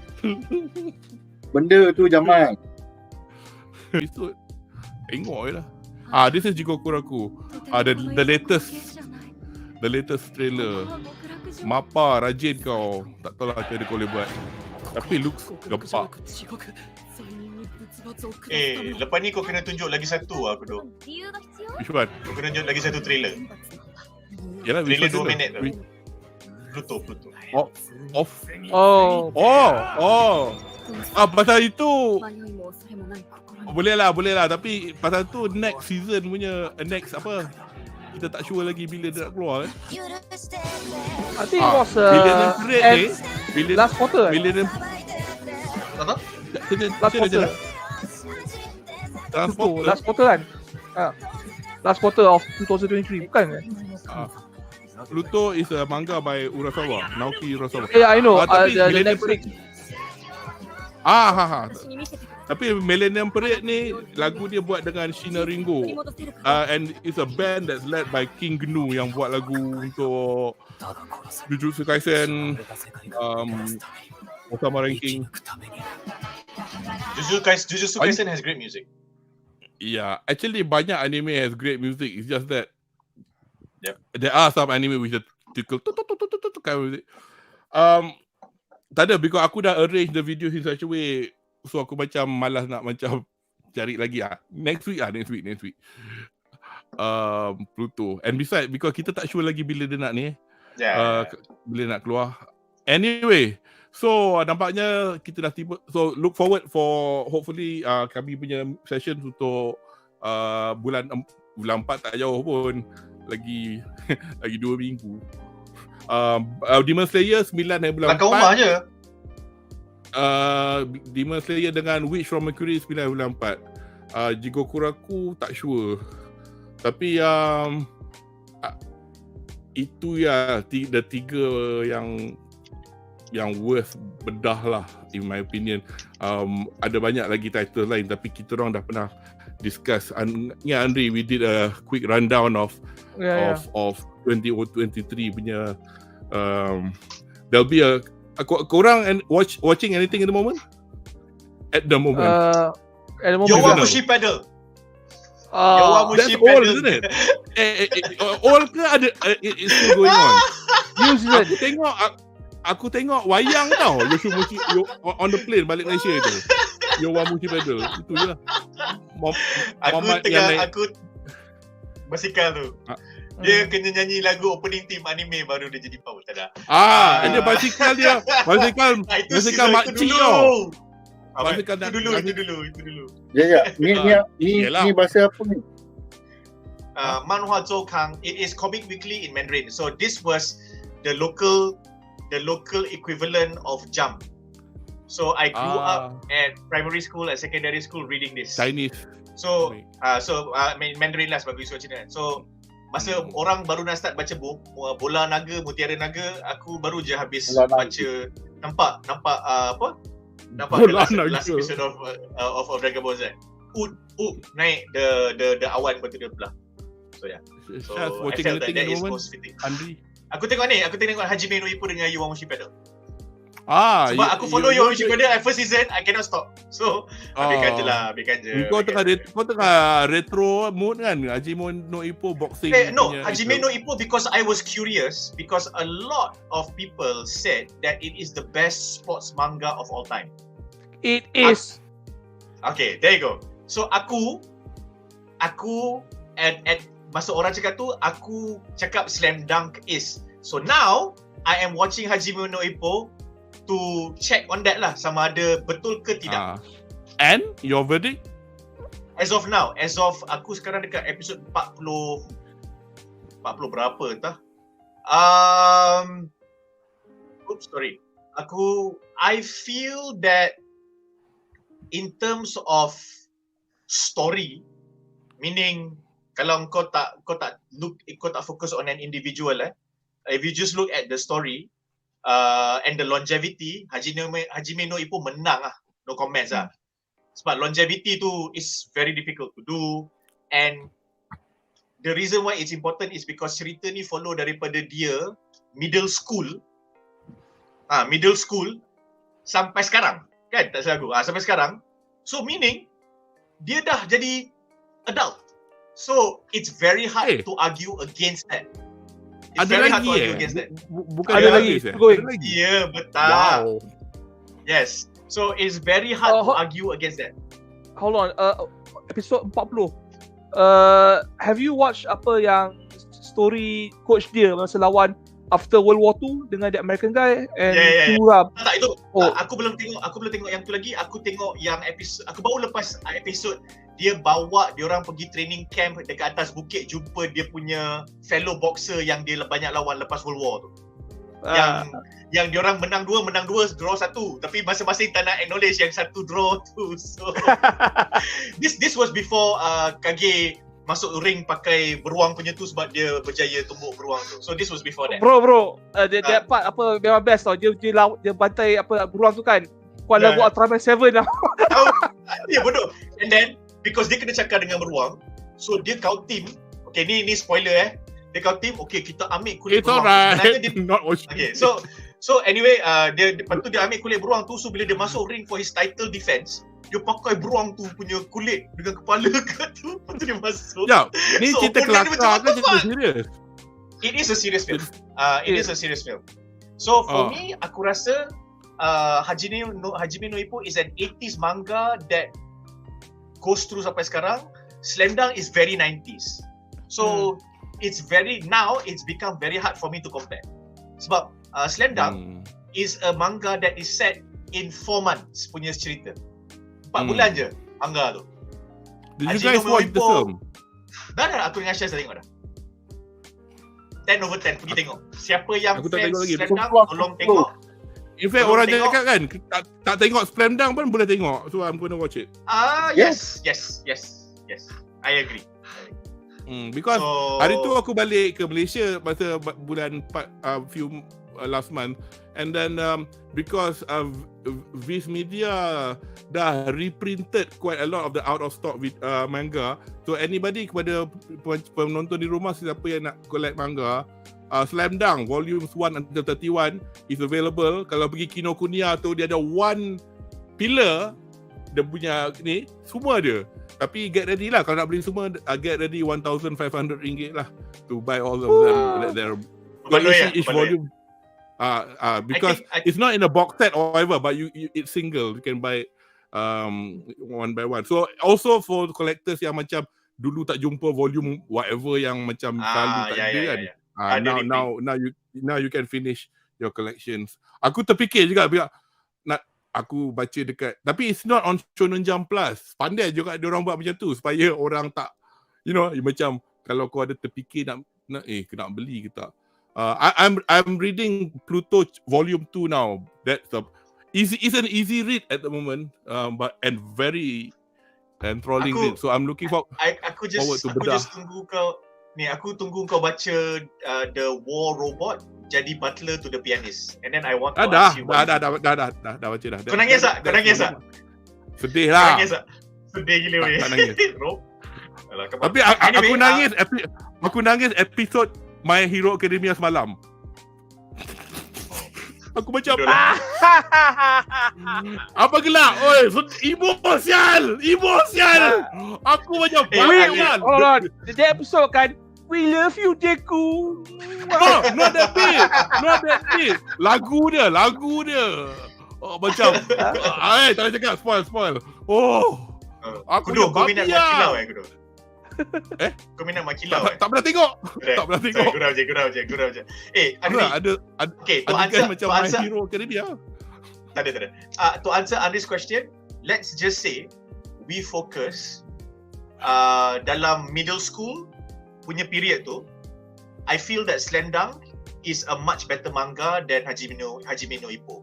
Tapi if you take it in its entirety, Slam Dunk tak boleh masuk debate. Tak ada sports manga yang boleh masuk debate. Okay, the longevity is too long, and because of that longevity, dia cover a lot of things about the boxing world and the culture daripada zaman dia kecil sampai zaman sekarang yang kau tak boleh lawan. That you cannot fight. So I think it's a moot point. Kalau orang tanya aku soalan tu sekarang, aku akan jawab, I cannot answer that. It's not a fair comparison. That you cannot compare. You cannot compare a pizza to say a durian. Tak boleh. It's a completely different dish dah. Dia dah jadi lain. Different species of two different species already. Kau dah tak boleh buat apa.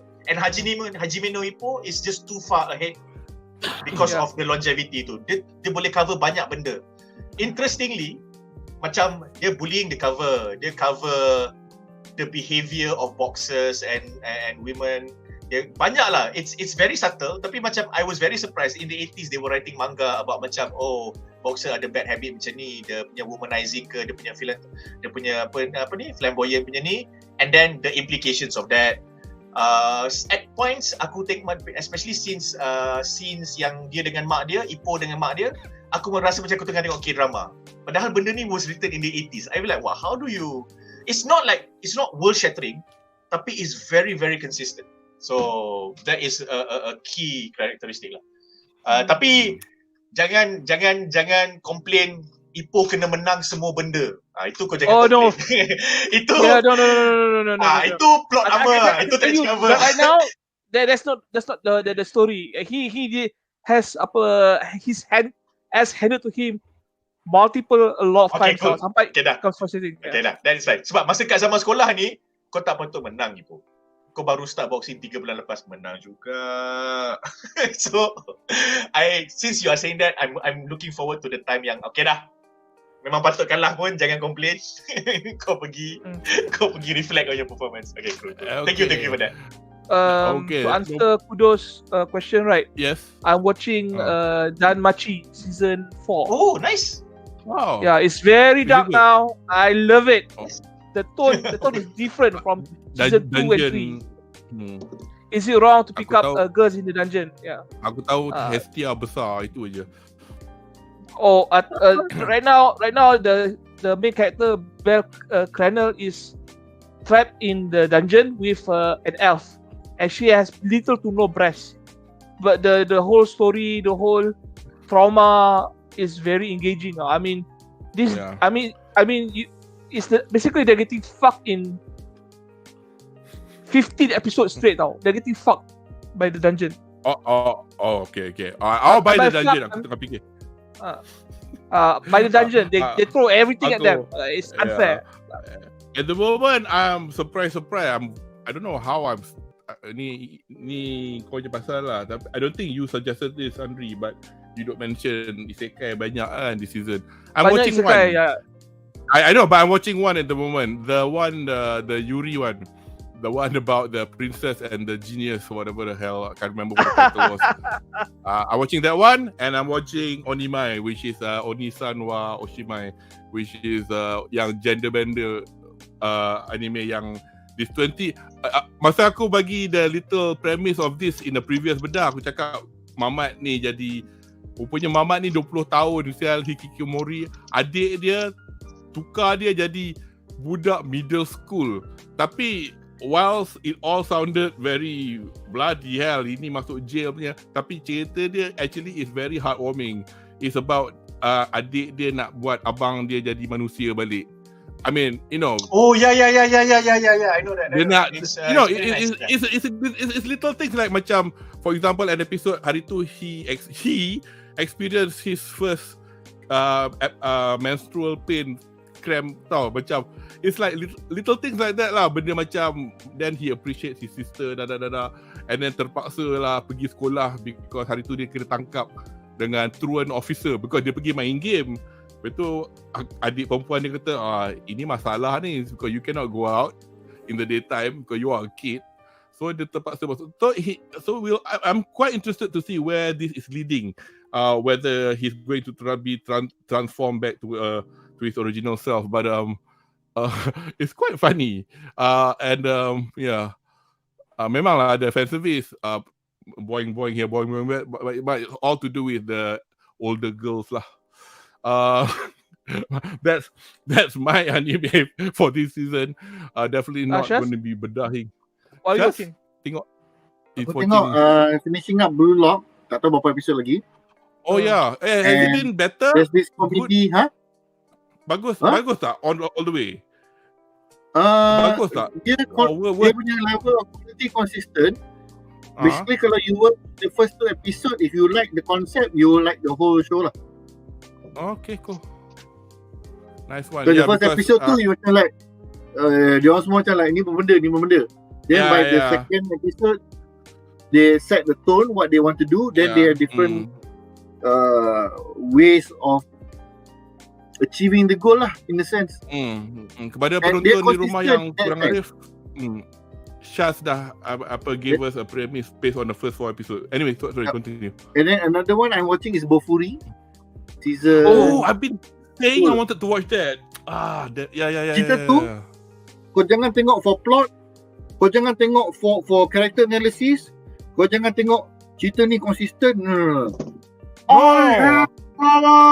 That's it. Kau lekat benda tu lepas kau, you will like, oh yes, this is the show I want to watch. And like, power tipulan. What happened here? Oh my god, what happened here? Yes, that is the kind of show. Dia basically is a seagull who plays in an MMORPG. Tapi dia punya shenanigans and the amount of things that she collect throughout the series, we like, dia ni lagi. And to the point where everybody on the server pun cakap, dia ni lagi. Serious. In short, she became the most powerful bitch in the whole game. Most overpowered. Anyway, just a quick one by a couple of points. Is this a reference to a manga, Kaina of the Great Snow Sea? Anybody? Tak tahu. Tak kenal. Sorry, category. Tak tahu. Mofa, lama betul ya Bedah malam ni. Actually baru nak habis. Anyway, so I think we'll stop this now lah. Kita dah tiba di penghujung sesi Bedah celoteh kita malam ini untuk pengakhiran Cour 1 musim ke-6 Boku no Hero Academia. Diharapkan penonton di rumah terhibur dengan ulasan kami malam ini. Berharap penonton di rumah akan kembali in 2 weeks time, 26 bulan Mac pada waktu yang sama pukul 9 malam untuk sesi ulasan Cour kedua musim ke-6 Boku no Hero Academia. So there'll be episod 14 hingga episod 25.